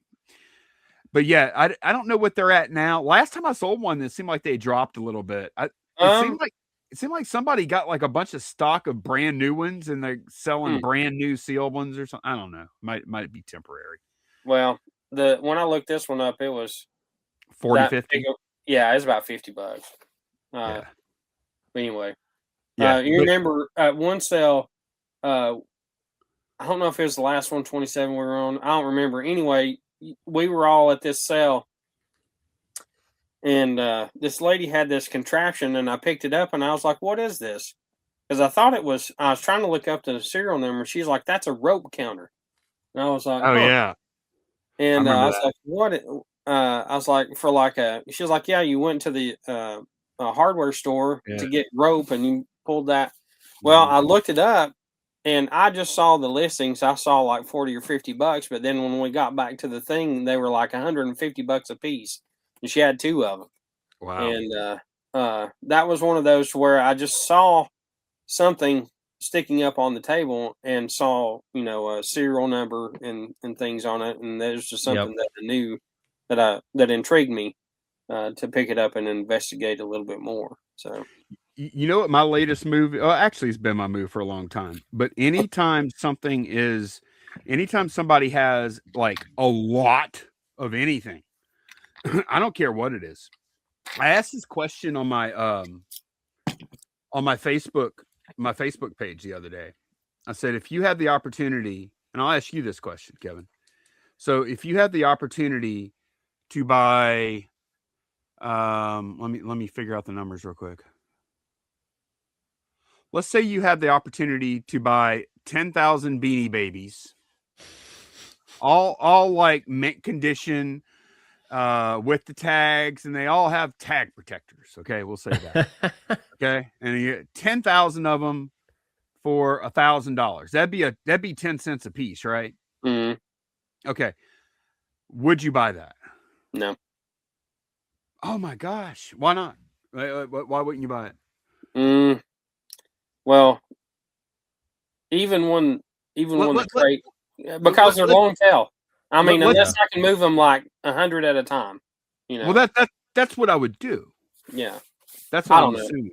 I mean, but you've got so much stuff already anyway, though. That's the problem talking to you about anything. Yeah, I mean, if I needed inventory, yes, but like the sell through on those are awful. Is it? I mean, I'm not talking about individuals.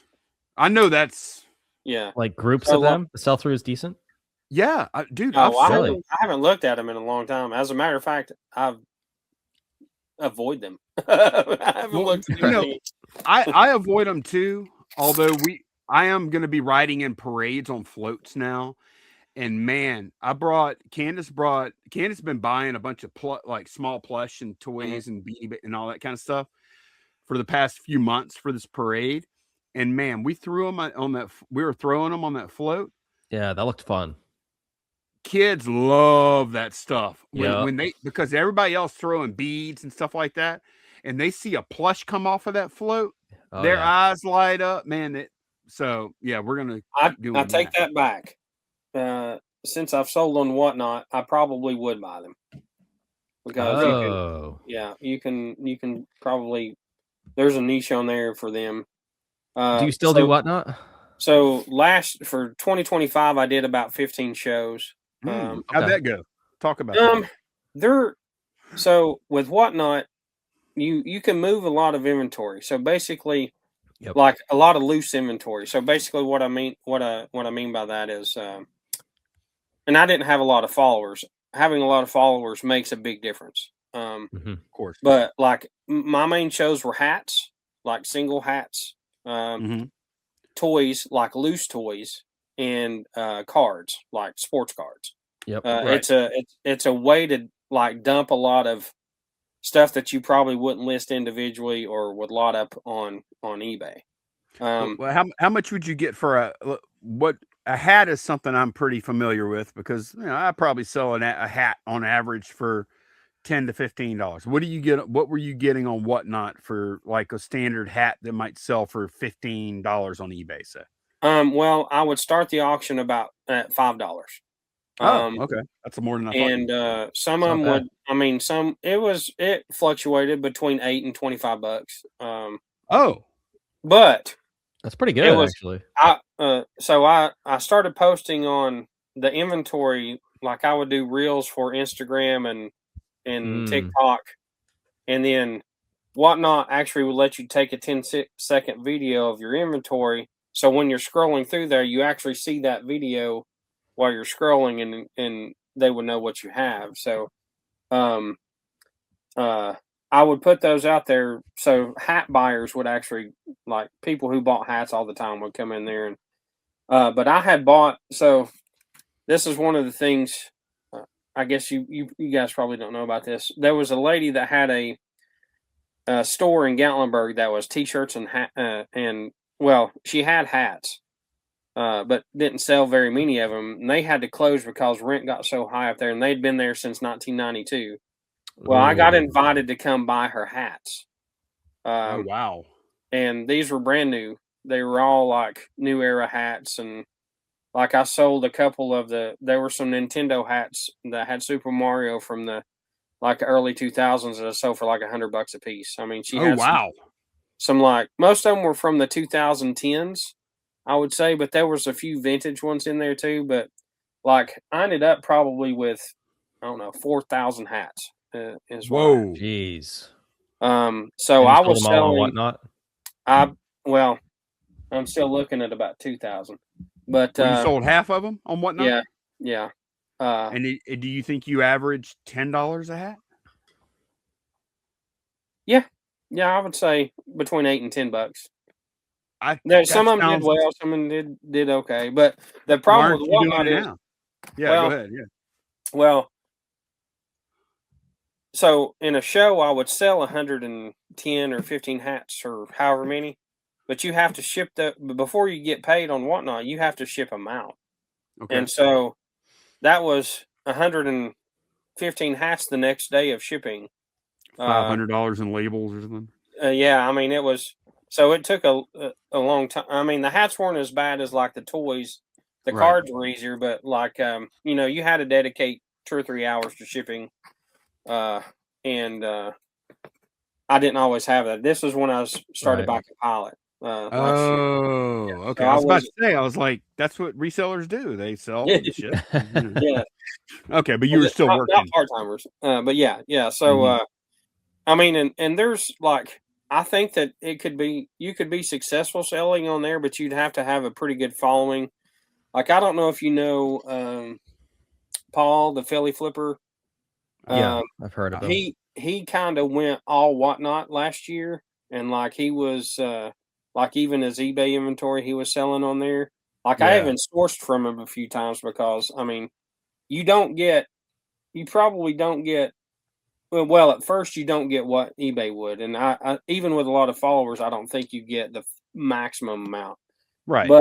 But he's get it moving quick. product. I mean, Right. he is moving like 60 packages. He was doing one every day and moving 60 packages, 60, 70 packages a day because That's you'd have one passionate. person in there buying like, 30% of it, most of the Right. time. Yeah. Well, is my understanding? I'm not that familiar with Whatnot, but is my understanding correct? Like once, like let's say I buy one hat from Kevin, and then I see another hat, I probably will get a break on the shipping on the second hat I buy, right? Mhm.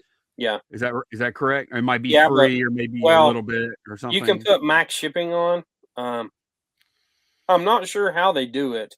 I still don't understand how they do it because I mean, they eat the additional items somehow. Like Really? I'm not sure how Hmm. because I never saw it come out of my like I think the max that like if you bought from me, I could set max shipping at $9.12, but I would go in and assign each item like a hat was only 7 ounces, and so Right. it would never. You would never you could buy as many hats as you want to. It would never go over $9.12. I got and it so wouldn't many. come out of you. It wouldn't come out of your. There's your a end? threshold. There's a threshold. You get so much of it that they cover, and then the remainder. Okay. Yeah, Makes sense. So somebody buys 100 hats, you're going to have to come up with something. yeah. For sure. But you sold 100 hats, so you don't care. No, right. Right. Exactly. Exactly. And then it's good for like so I had a bunch of G.I. Joe figures that were broken, like a bunch of crotches and legs and torsos and stuff like that. Well, I advertised that on there, and when you get the collectors of that stuff, they'll buy broken pieces. So I had a broken Joe toy show, and like I had a probably big tote of just the little pieces, and I sold those individually. And that was the biggest show I had. I had like a $1,500 show just from selling crotches and G.I. Joe legs and stuff broken like that. crotches. He sold. Look, Ryan, this dude sold cracked crotches. for $1,500. And this is a very common issue too, because we dealt with GI Joes. What, broken crotches? Yep. No, or just broken joints in general. It makes sense though. It's like it's a super like niche down topic that people are gonna want to be interested in. So makes sense. So you kind of said I heard some past tense when I don't know that much about Philly Flipper, but you said some. You kind of referred in the past tense. Is he not doing it? No. He's still doing it. Yeah, he's still big on Whatnot. He actually helped me. So there's these things like I met him at the rally that you weren't at, I think. So this last one, yeah, I met him and like he came up and he was like, "Hey man, I'm a big fan. You're one of the ones that I started watching at the beginning," and I couldn't believe it. I was like, "Well, wow." I mean, he was even when he started his YouTube, he had a big eBay store, like 10,000 items listed or something. Oh wow! Like that. But anyway, so I'd met him and we talked a little bit, and then so last year sometime everybody kind of got on the train of getting back on Whatnot and trying it again. And so I saw one of his videos where something had happened on eBay, and he was like, "You know what? I'm just going to go full Whatnot." And so I went into a couple of shows, and he recognized me, and he was like, "If you want to try to get back on here, let me know." So I reached out and talked to him, and he got me on one of these things called. So do you know what a raid is on Whatnot? Yeah, that's where they send their audience to you when they're done. Is that right? Yes. Yeah. Whoa. So they have these things called raid trains, to where they schedule like 10 sellers on a Sunday, and one kicks it off. They do 15 or 20 minutes, and then you raid into the next person. They do 15, 20 minutes. You raid into the next person. Oh, wow. That sounds kind of fun.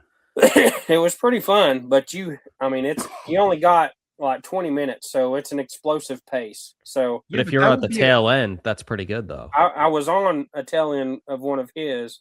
Yeah. And in 20 minutes, I sold like $1,100 worth of stuff. Wow. But I mean, it was good stuff. It was like a Sony Handycam. I had some. You went hard because you knew you only had 20 minutes, so you went heavy. Yes. Yep. Yeah. And then they would do a preview of it too to see what you'd say. So a lot of people, he had you preload, like the auctions that I did myself. I didn't preload anything. I just numbered them. But for the raid trains, you could preload all your inventory, and people could go ahead and pre-bid on all of it. So when the raid train hits you, they already had. So I mean, there's successful people in there that's doing that. I would love to do it. To maybe not Whatnot. Maybe like Candace has been looking. Poshmark does it too. Oh, I didn't know that.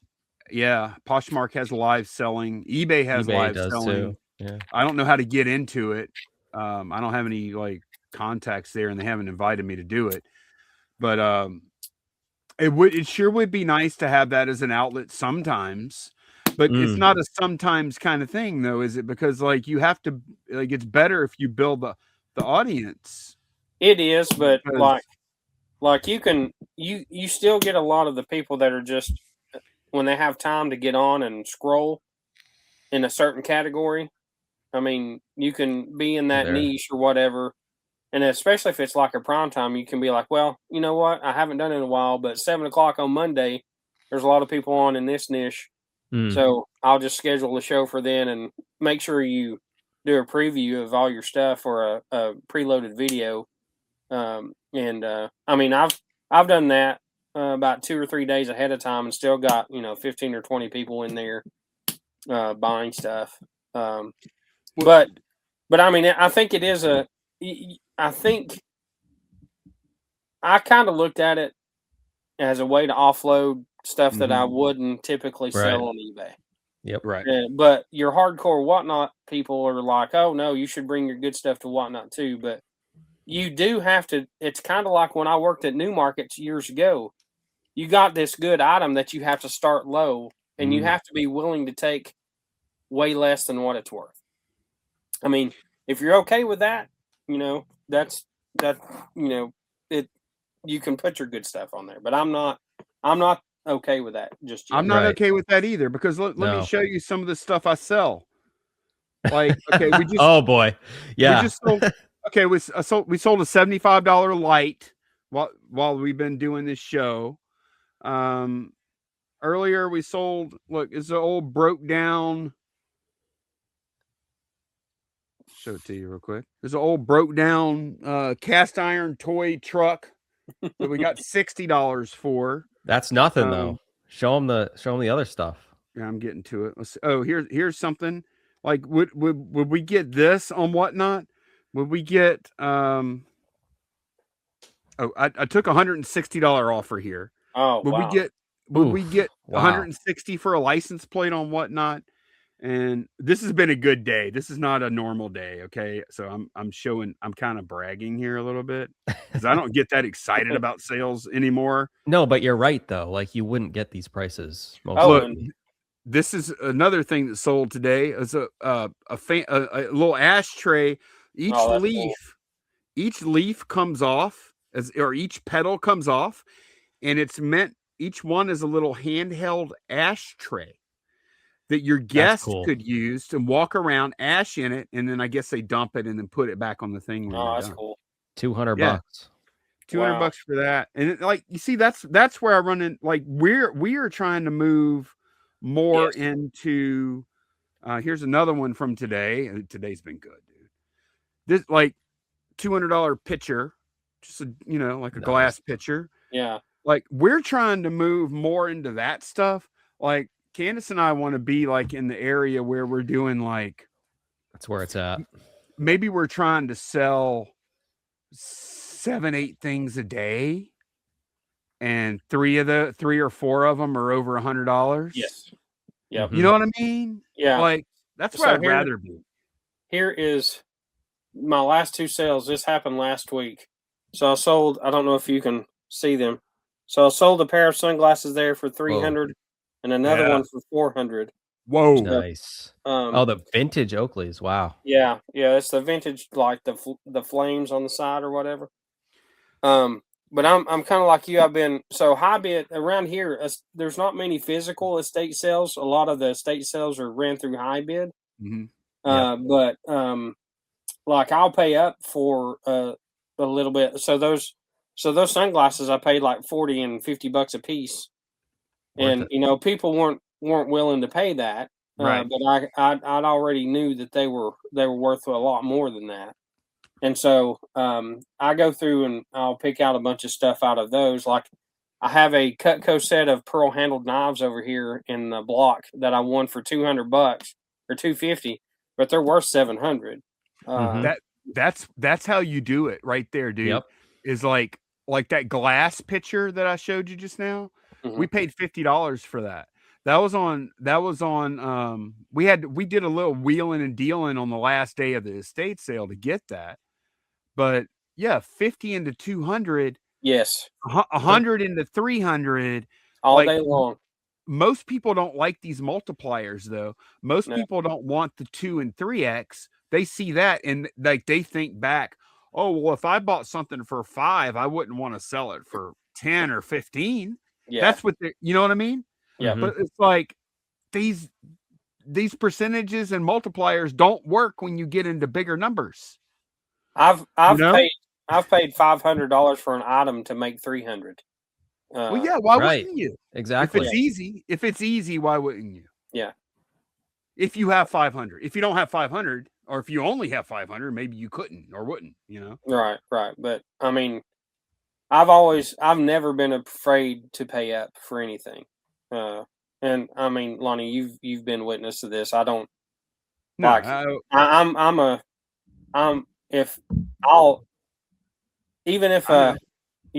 I mean, I've bought truckloads of stuff. You're without batting worse. You're worse than us. Like I'll not worse, better, I guess. But no. Whenever we do these videos, like these vlogs, and we buy a lot of stuff or whatever, and we'll tongue in cheeks, we cornered the market. You probably chuckle when you see that. You're probably like, yeah, okay, buddy. Yeah, you bought 100 cookbooks or whatever. Like, wow. Well, like I've made a couple friends with some of the newer people that moved here that were reselling, and like I'll tell them sometimes what I paid for something. They're like, "Oof." I'm like, "Are you well, are that's you good. scared?" Yeah. That's good. Well, I know, but I mean, I couldn't imagine being a reseller and having that mindset of like Right. having You to can't. toil over, you know, $50 for an item that you know is worth 200 or 250. Or Right. you know, you may not even sell it, but I mean, the opportunity there, the opportunity cost is worth it, in my opinion. And some people just are afraid to take that leap, I guess. Well, well, Ryan and I have had this conversation a lot, but I mean, like, once you get over, like, there's a certain number, once you get over like $100 price tag on something you're trying to buy, you look around and there's not really that much competition anymore, is there? Funny how that works. Yeah. Or That's a good thing though if you got the money. If you're Makes talking, it makes it a whole lot easier.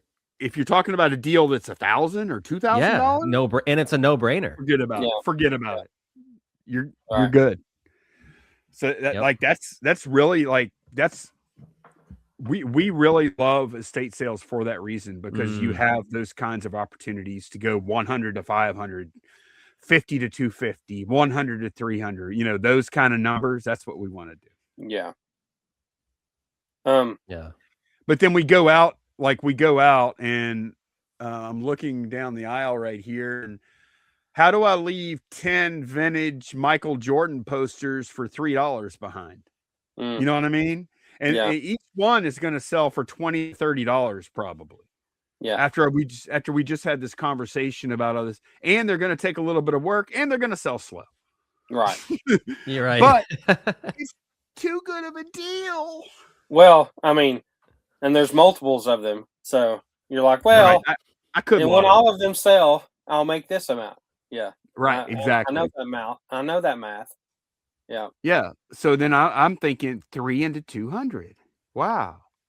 But it's not really like that, because I have to list them all, and it's probably going to take me, you know what? Whenever I actually go into detail, it's like, no, it's probably going to take me 2 hours and then 5 minutes a piece to pack them. And yeah, it's easy money. I shouldn't even be complaining. I'm glad I have them. Actually, it is a good buy. Yeah. And that's why but the thing is, even though it is a good buy and worth it, it doesn't mean I have to buy it. Yeah. Right. So Ryan, do you not source at all anymore? Sourcing, no, not really. Not lately. Do you have items listed on eBay? I do. Yep. I sell an occasional item. Yeah. I have about But 40 items listed right now. I have let me look, I'll tell you. I've got 114. Oh, wow. Yeah, you have a lot more than I do. Wait, Kevin, you only have 40 items right now? I think so. It may be less than that, because I sold 7 or 8 things in the past month or so, and I have not been putting. I've got a bunch of stuff sitting next to me, ready to be photographed, that I haven't gotten photographed. Oh, I have an epic death pile. It's pretty bad. Oh yeah. So you're just looking at one row of mine. There's 2 more rows of exactly this, all the way, like 30 feet. Oh my gosh. I've got an enclosed trailer full. I've got 2 storage facilities full too. And then, it's bad. I can't say nothing. I'm shutting up right now. Hey, Ryan knows. The good thing about it is most of our inventory will gain equity. It won't lose. It does. Yeah. Dude, you know how many things I put in? To a storage unit, and then 5 years later, when I finally get around to it, it's like, wow, this thing is vintage now, and it's worth money. People want it. And when I put it in here, it was just like a bread and butter item, and now it's like a grail somehow. Right. Yep. We That's waited kind of another fun. year. We're investors, guys. Yeah. Right. I used to claim to be that. I wanted to show you guys this. This is a Ratty t-shirt because I used to wear it all the time. But eBay used to have merch back in the 2005s, and I don't know if you guys Nothing listed, nothing gained. Right. Look at And I've got a. Well, not necessarily. apparently. I kept these. I wore them for a long time. Let's see here. Not sure that. what Did you this bring one- these for the show today? Yeah. Yeah. All right, cool. Because I found them in a storage bin, and I was like, those are deteriorating pretty fast, so I better put them in a poly bag. So, That one say, don't put off until tomorrow what you can bid on today. Oh wow. yeah. So you can tell it's still in the auction era. How did you get these? They had did a you merch buy them? store. Yeah, Oh, eBay. okay. Like you could go on eBay and click on merch. They had T-shirts and jackets and all kinds of stuff. And then I don't know if you can see that one. Sometimes you find it, more often it finds you. Yeah. Wow. Yeah. So like I Are had a those whole worth wardrobe money? of it. Do I people don't buy think this? so. No. Like they're Not not really. single stitch or anything, but Yep. they're nostalgic for me. Oh And, yeah, no, they're cool, man. yeah. You know, eBay ought to bring some of that back. You know what would be Yeah. fun? What if you got like, they need to gamify it, and like, you know, you should earn points for listing and selling Ooh. and message yeah. like replying to messages and stuff, and then you I would could lose. right, and then you could spend those points. Kevin, you used to play online poker, right? Oh yeah. Remember Poker Stars had their FPPs? Yep. And you could go in there and you could buy, you could buy cups and hats and shirts, and they actually had a lot of really good stuff too that you could buy. Yeah, they really saved up did. enough points. And actually, it was kind of fun. I remember that. Oh yeah. I got I got in the some cool Sunday stuff. tournament every Sunday, like the big $100,000 $215 one. Yeah. Yeah. But yeah, man. What if eBay had a little fun point thing where we could? That would be spend cool. in there? That would Yeah, be it cool. would. They should do something like that. They should do something like that for the customers too. Mm-hmm. I know they have like eBay bucks or something like that, but that's so stale, and nobody, I don't think anybody's excited about that. Right. Yeah, well, and you get emails with 10% off in categories ever so often. Yeah. That's about nothing it. though. Like, you should get like tangible objects, like prizes or. And then those things are great advertising for eBay too. Exactly. You slap their logo on it. Yeah. So go ahead, Lon. Oh no, go ahead and finish you, because we're about to wrap. So I'm going to ask you one final question. So go ahead and get out what you were going to say. Okay, well I just have a quick content question for you. Okay. So when you do reels, so when you do one reel, do you post that same reel to YouTube, TikTok, and Instagram and Facebook, or do you mix up the reels, like so you don't have the same one going on at the same time? I think that's a good question, because I think it would probably be smart to do a different reel on each platform. Because whenever I would do like a reel, like I've only done it once or twice, but like when I would do a reel, I would just, upload to all of them at the same time. So I didn't know that's what I do. But Ryan, what you do the same, right? Yeah, I do. I do the same. I'll upload. Well, just honestly, it depends on the day. Sometimes I mix it up, but for the most part, I upload the same reel to all platforms at the same time, and then because it's a different audience, right? For each, it's a different platform. It's a different audience, but I'm kind of in a different situation because I started Facebook kind of recently, and I was uploading on TikTok every day for like the past year. So I have a year's backlog of content so that I can put on Facebook, which is what I'm doing.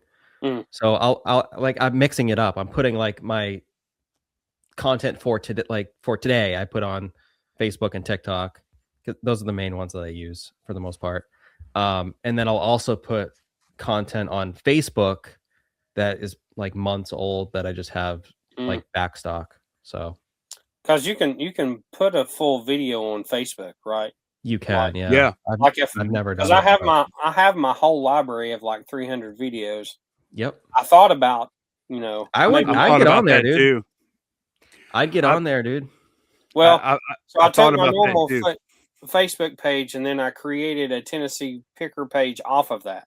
Yeah. Is that what you're supposed to do? Is that how you're supposed to do it? Yeah. And then you can Or how switch. How do you back and get forth. monetized then? How do you monetize that? I don't know how to. That's gonna be Ryan. It's for Facebook you're talking about. Mm-hmm. So it's like they don't give you a set metric of like what you need to like reach. They kind of, it's invite only. But like if you're posting there regularly and you get like 2,000-3,000 followers, you're probably gonna get monetized. Yeah. I started in November. I got monetized at the end of January with like 3,000 or 4,000 followers. Okay. So And Ryan started going hard because I got monetized, and he was like, because he had known about it, and he would tell me about it because there's a creator he follows that kind of was showing, hey, y'all need to do this. Look at all this money, and he was kind of showing people like what you could make there and stuff. Yep. And so Ryan was telling me about it, and then one day out of the blue, I get a notification that I was monetized on Facebook, and I wasn't even trying to, and I had never post there other than in the water cooler. Huh. That's the only place I would ever post. And so I got monetized, and dude, I was like, it was awesome. I guess I'll start posting. So I start posting, and then we could talk more a little bit offline, but it's pretty, dude, it's worthwhile. So you're right. Have you went back and reposted some of your old stuff on there, or are you just posting your new stuff? I'm just posting new stuff, but I don't think it's a bad idea. Yeah. Like here's the thing with Facebook, is that like we think of YouTube is more.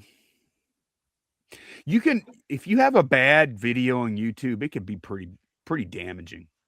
If you have a post on Facebook that sucks, it doesn't really matter that much because people, they're doing, they're just scrolling by it anyway. Yeah. What's it matter? The mindset for Facebook is just like everything's content. Like whatever passing thought you have, post it. It literally doesn't matter. And some stuff blows up, some stuff flops, and that's fine. It needs to be halfway interesting, of course. Yeah, of course, yeah. But I mean, given that, but you never know what is gonna hit and what, like some things have hit that I was like, what? But like a couple weeks ago, I was in the grocery store and I was in the fruit section, and there was no bananas. I'm like, that's weird. Yeah. I take out my picture or my phone. I take a picture, and I'm like, I was like, is there a banana shortage or something? And I posted it, and it blew up. It got like 100,000 views. That's so smart. And I made like $15 or something off the picture. Wow. It ended up being that there was just a sale. I didn't realize. So everybody bought bananas. But I was genuinely confused. I'm like, why are there no bananas here? And obviously everybody had an opinion about it, and it blew up. So something stupid like that, Didn't there used to be like back in the old days, yes, we have no bananas? Isn't that like, that's a phrase I remember hearing before? Yes. Yes, we have no bananas. Was it a song or something? It may have been. You're triggering a memory here. Yes, we have no bananas. Ryan has no clue, right? Like, nope. I can't even refer to some. Anytime I refer to something from like later than like 2005, it's pretty much. It's pretty unlikely Ryan knows what I'm talking about. Here's one more question for you guys. Are we going to sing karaoke again in Cincinnati? Oh. Are we? I don't know. Maybe. I'm down. So I'm down too. So what he's referring to is last time we went to a place called Tokyo Kitty, and it was as weird as the name. Yes, it was. Absolutely, and it was awesome though. The swan came down out of the ceiling. The swan of booze. Yeah, the booze. They have some contrast. It was really janky looking too, dude. It was just like they had a hole cut in the ceiling, right? Basically, and so you have this round platform. And wasn't it just like suspended by chains? Or like a cable or something. Yeah, like a cable. And then it just lowers. They put the thing. It lowered all the way to the table, I think. And it lowers down. And then but it's so like That it's memory so- is kind of fuzzy for me, if I'm honest. Yeah. Yeah, you guys were catching you, Lonnie and gosh, Justin? Justin were catching you up on not been drinking all day. Yes. I got off the Yeah. plane and they're like, let's get whiskey. We were literally, I think we were literally pouring it down Ryan's throat, basically. Yeah. I don't know Yeah, why. it escalated quickly. But look. the fun part about it was you had your own private room to where you didn't have Right. to sing in front of everybody else, because Right. Yeah. that would have been petrifying. Well, maybe not for you guys, but it would have been. For us, No, we were good. No, we wouldn't have sang anywhere. How many of us were in that room? It was 2, 4, Six. 6. Yeah. yeah, 6 of us in a karaoke room. Just like I'm willing to do it again. I wanted to show It was absolutely. a you. lot of fun. It was. Here's one of the first ones I did on Facebook, just to give you some kind of insight. Home Depot be tripping. So I went to Home Depot to buy some boxes for like some big order I had to ship. Uh-huh. And I saw the bubble wrap. That one thing of bubble wrap is $32.98. Oh, And I'm like, man, good Lord. that is Crazy. Well- that is nuts. And I was like, if it makes me feel a way, dude, I shot this video, Mhm. and it took me like, I don't know, I think the video is like 14 seconds long. It's literally 14 seconds long. And then I grabbed my boxes and I went to check out. And but before I did that, I upload, like, dude, it took me like literally like 2 minutes to do all that. And look, I made $40. Wow. on that. Holy cow. Yep. That's pretty good, right? Yeah. Shoot It's you out. fun too. It's You fun paid is for your what it bubble is. wrap. Well, no, I was buying boxes, but it more well covered that. Oh, and yeah. everything, yeah. Um, It's is a that lot your of fun. Is that your iPhone that does the picture-in-picture, like the reverse camera and your? Because I can't get mine to do that. Anyway, We'll go. We'll talk about that in a little bit. yeah. So, but yeah. Oh, question for you before we wrap up. Man, we've been going a while. We've been going like 2 hours. Is anybody in is the inner circle? Did they go to sleep? The last message was at 9:46. Over an hour ago. Hour huh? ago. Over an Yeah. hour ago. Anybody So, here still? I don't know. Mary? Not so. Okay. Anyway, yeah. Just to let y'all know too, this whole show, y'all are watching it now, but recorded live. You could have watched the live recording if you were in the inner circle. And Kevin, you could have watched it too if you weren't the guest tonight. Yeah. But We got a couple people here. There's 2 people Oh. here. Not So Slim Pickens says they're here, and Nina Ray says she's here. So- Nina Ray, I have we talked to you before in there? I don't think so. I think she's a new member. So thank you for Okay. joining. Yeah, welcome to the inner circle. There's going to be much more to come. I only joined the inner circle to hope to be on your show. So mission accomplished. Well, you could have got on here for free, but look, you would have been on that. anyway. But there's gonna be a membership card mailed out to you guys at some point, and you're gonna want to have this membership card. It's probably going to be something pretty important, pretty big.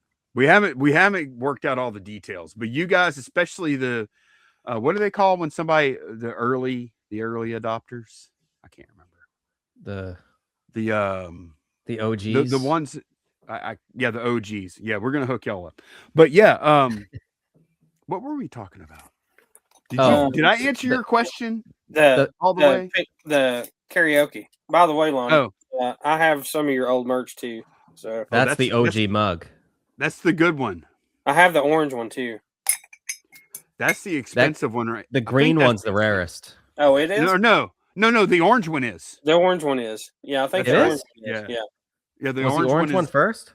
Yeah, we Yeah, only. 'cause I think he only did a limited run, and then I was like, well, if he's going to do a limited run of the other ones, I'll get that one too. And you sold a lot more of these, I think. I did. I think the first run, was only like It's my pinhole. maybe 100 or something, Mm. or maybe 60 something, and then it was like we sold them out like within a couple hours. So the next run we did like 300 and something, and then I think Yeah. we did like 500 the third round or something. And Yep. every time they just like Gone. I remember So- that. Is Garage Flips still around? Did you Yeah. rename it back to Garage Flips? No. It's There's a Garage Flips out there with all your content on it, though, right? no. I thought I saw that. Well, no, it's the channel is now named I'm Gonna Pack It. Huh. You don't watch that? Uh, No, it's No, I fine. You don't haven't. have to watch. Who I'm has sorry. time for that? No, it's- I don't consume a lot of reseller content anymore, dude. Uh, Dude, I don't watch it much either. I'm Gonna Pack It is very eclectic audience, we'll say. I would watch it probably if I was working by myself still. And yeah, I would watch it then if I was working by myself. someone has a Garage Flips - Lonnie playlist. Huh? When that's you cool. type in Garage Flips on YouTube, someone has a Garage Flips - Lonnie, and it's your video of you moving into an apartment. Oh yeah. When you had the buzz cut, you had a. Oh yeah. Yep. Oh, do you still have your lean-to? on the side Yeah, of it's your still house that there. you- Yeah, it's still got a bench in there even. I haven't been in there. I haven't even looked in there in at least a year. We don't ever go in there. It's still it's still set up. It's got like there's not much in there. It's got like a bench. It's actually got an I think there's an iMac in there. And there's a shelf with some boxes.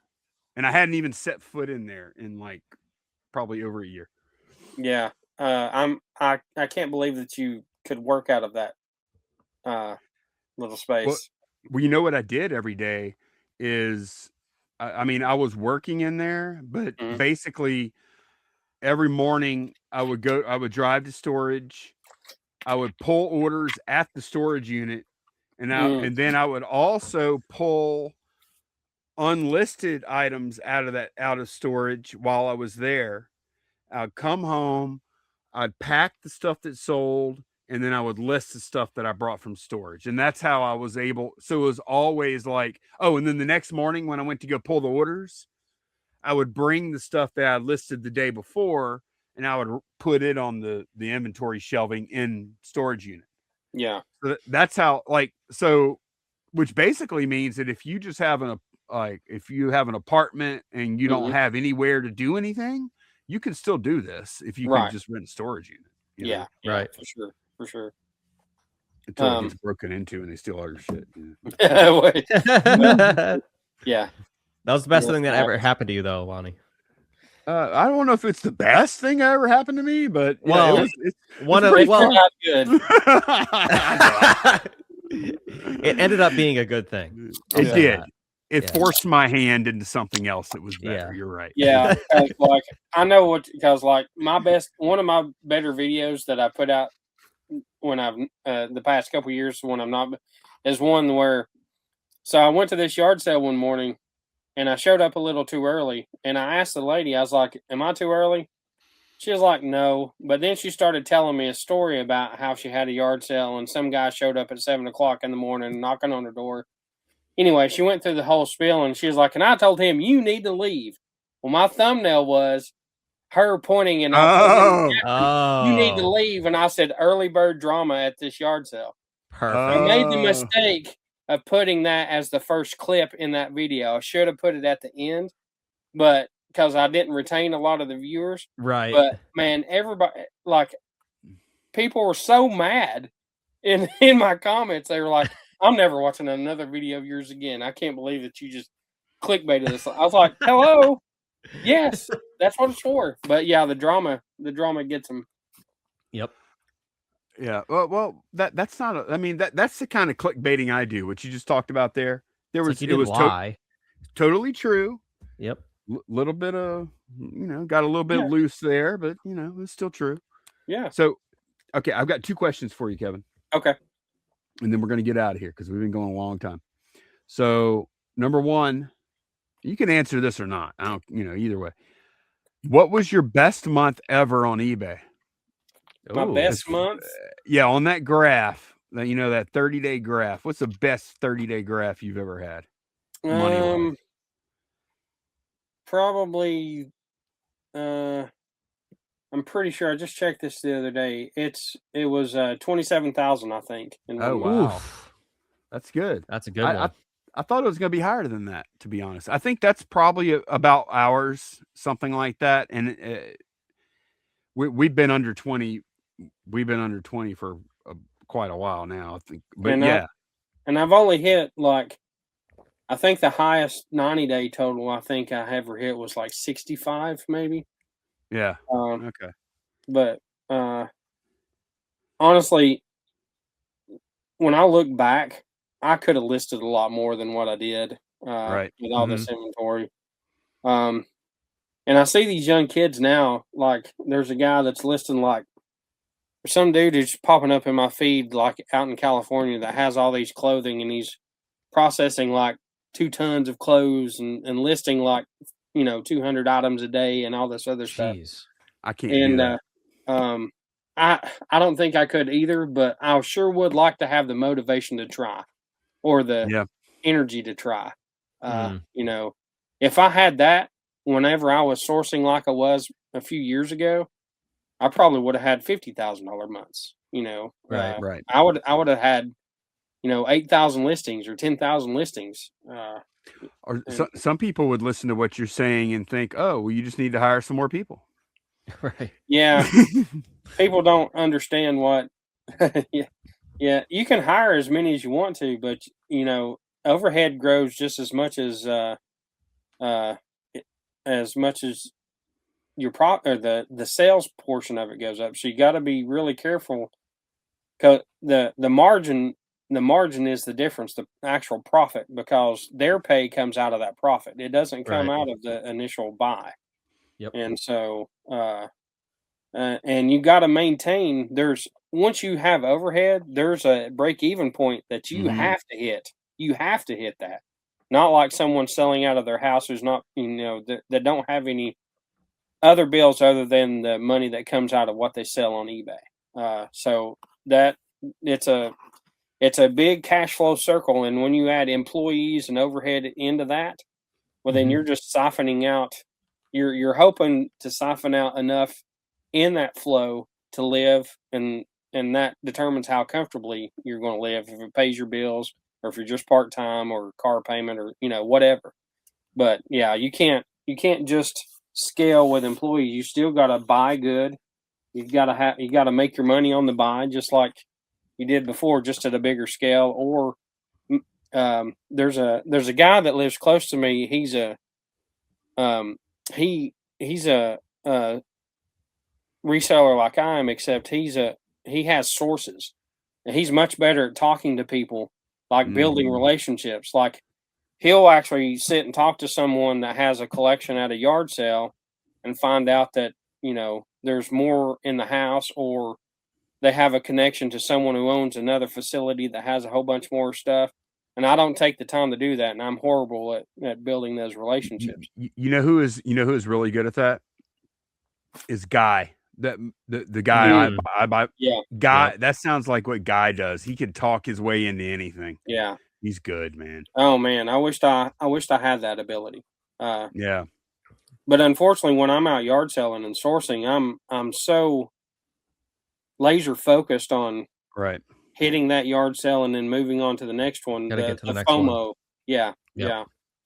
And maybe one of these days I should just slow down and talk to the people, and I might miss out on a few, but maybe gain a few relationships along the way that may be profitable. I don't think it's absolutely necessary, but relationships make things a lot easier. Like the stuff I was showing you, we got access to a lot of that stuff because we have relationships with these estate sale runners now. Yeah. And I mean, that comes with spending money and doing business and trust over years and stuff like that. But yeah, that's a good one. My question, the other question, and the final thing.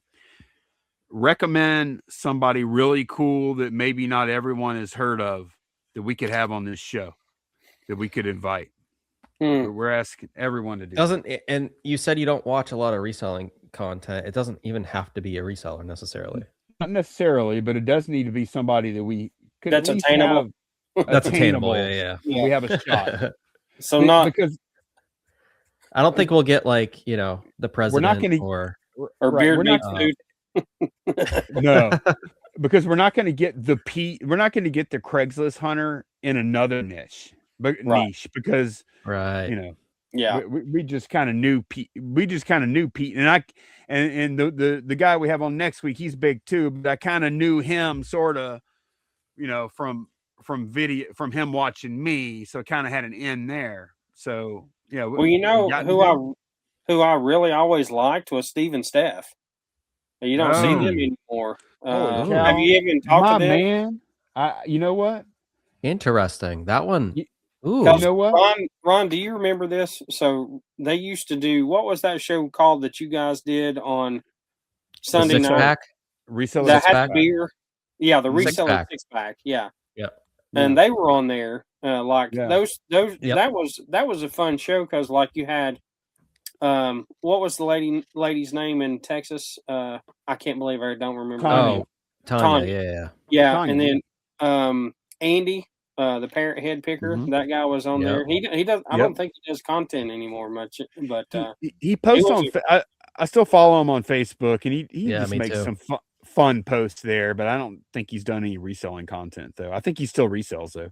Yeah, but like they were so much. Steve and Steph were so much fun on that on that panel. I mean, they were just like I don't know. They were just. They're different. Yeah. That would be in a interesting. Good way. Interesting guest. I don't know. You think they would do it? I don't know. I think they might. I think they actually might. Kevin, that was a fun one. Kevin, Great suggestion. Fantastic suggestion. Thank you, dude. That was a really good, smart. Yeah, they like I didn't when you remember their channel went down and they had to, for whatever reason, they had to repost everything again. You remember that? Yeah. I quit. I mean, I didn't watch them every day, but they were at one point. I would watch one of their videos at least once or twice a week. Just because they were, I don't know, that they were just. They were huge stars. They were massive. Huge. Yeah. But I mean, like they were so approachable on their videos, though. They are. And honestly, that's what drew me to your stuff, Lonnie. You were so. You were so approachable when you first started. I was like, I mean, he's doing it. I can do that too. It was that time, and that's the way I kind of try to do all my videos. Until I stole Ron's idea of doing a yard sale video and then posting what they could sell for at the end. I got that. Oh yeah, everybody did that. That was but I think you were the first one that I saw do it. Maybe I don't know. I think I was, but that Ryan's production level on those videos was like super high. Oh, I know, man. Freaking great. I studied your videos, Ryan, but I could never. I never could replicate your style, or at least the algorithm to acknowledge it anyway. Well, I bet Ryan can't draw a pilot truck stop either. I can't do architecture. No. Do everything else. Can't do that. Hey, I want. You know what? I lied. I have one more question. What do you use? Do you use Autodesk software? I use AutoCAD 2026, the full version. Is that Autodesk? Yes, who makes that's under Autodesk Suites. So like Autodesk has Revit, Fusion CAD, 3D Home Studio. No, there's an architecture version that's 3D. Revit is 3D. Was it called 3D Home Studio? Is that what it's called? Maybe? No, that's another product. It's not by Autodesk, but it does exist. And then like a few other, they have some other programs, but we primarily use AutoCAD, which is 2D. Of course. So they're wanting to make the change to Revit, which is 3D, and drawing models 3D models. Oh, wow. But it's going to be tough because Yeah. we have the details are very intricate, and to create that stuff in the families of like we Right. have to. Yeah, it's going to be a lot of work on the beginning to actually create all that stuff in 3D modeling. So Well, y'all gonna have to get trained up on all the software Yep. too. yeah, yeah. So and I used Revit and when I was in Oak Ridge. Oh, you did? Yeah. Ah, okay. The reason I asked you that is because I've been doing 3D printing again, and yeah, I've started and stopped trying to learn Fusion 360 quite a few times. It's very difficult, man. Yeah. It's not that easy. I wish Well, it was. if you take the approach of drawing it in 2D first. Well, that's what you have to do because the way it kind of works. Well, or maybe you don't. On 360, like what you have to do is like if you want to like make some shape or something, you have to pick sketch, and then you have to pick what plane you're going to sketch on. Now that could be XYZ, like the coordinates, or it could be a surface on a model you've already drawn. Okay. So you could draw your next sketch on top of the face of the model you're already working on, and then you extrude it out and all that stuff. Right. Yeah, I was about to ask you, do you have to extrude it and everything else, and Yeah, then and probably cut out what you? Yeah. I'm not good at it yet. I need to learn it all. But Well, there's supposed to be. I don't know if Fusion has it, but AutoCAD has grips and snaps to where you're not to where like it lands on. You can tell it to click on intersections and endpoints and radiuses and quadrants and all that stuff. Snapping. Yeah. Yeah. So if it's a geometrical shape that you're drawing, it should be a little bit easier with the grips and the snap. Or the grips are for moving the snap points to where you don't have to manually try to offset it or whatever. I just have to go through the pain of spending the time with it and learning the keyboard shortcuts. I need to learn too, because I think that's very important. Oh yeah. Anyway, so yeah, I use shortcuts like crazy in AutoCAD. So yeah. Well, Ryan, I think we need to wrap this sucker up. It's been a great this has been fun. I loved every minute of it. When they go this long, when they go this long, it was a good convo. Exactly. Yeah. No bad convo goes almost 3 hours. Right. Oh God, is it that? Oh my God, it's 10 o'clock. Oh, it's 11 here. Well, there goes getting up at 5. No, I'm just kidding. I wasn't going to get up. I just turned 50 and I'm drinking caffeine, so I'm not going to go to sleep anytime soon now.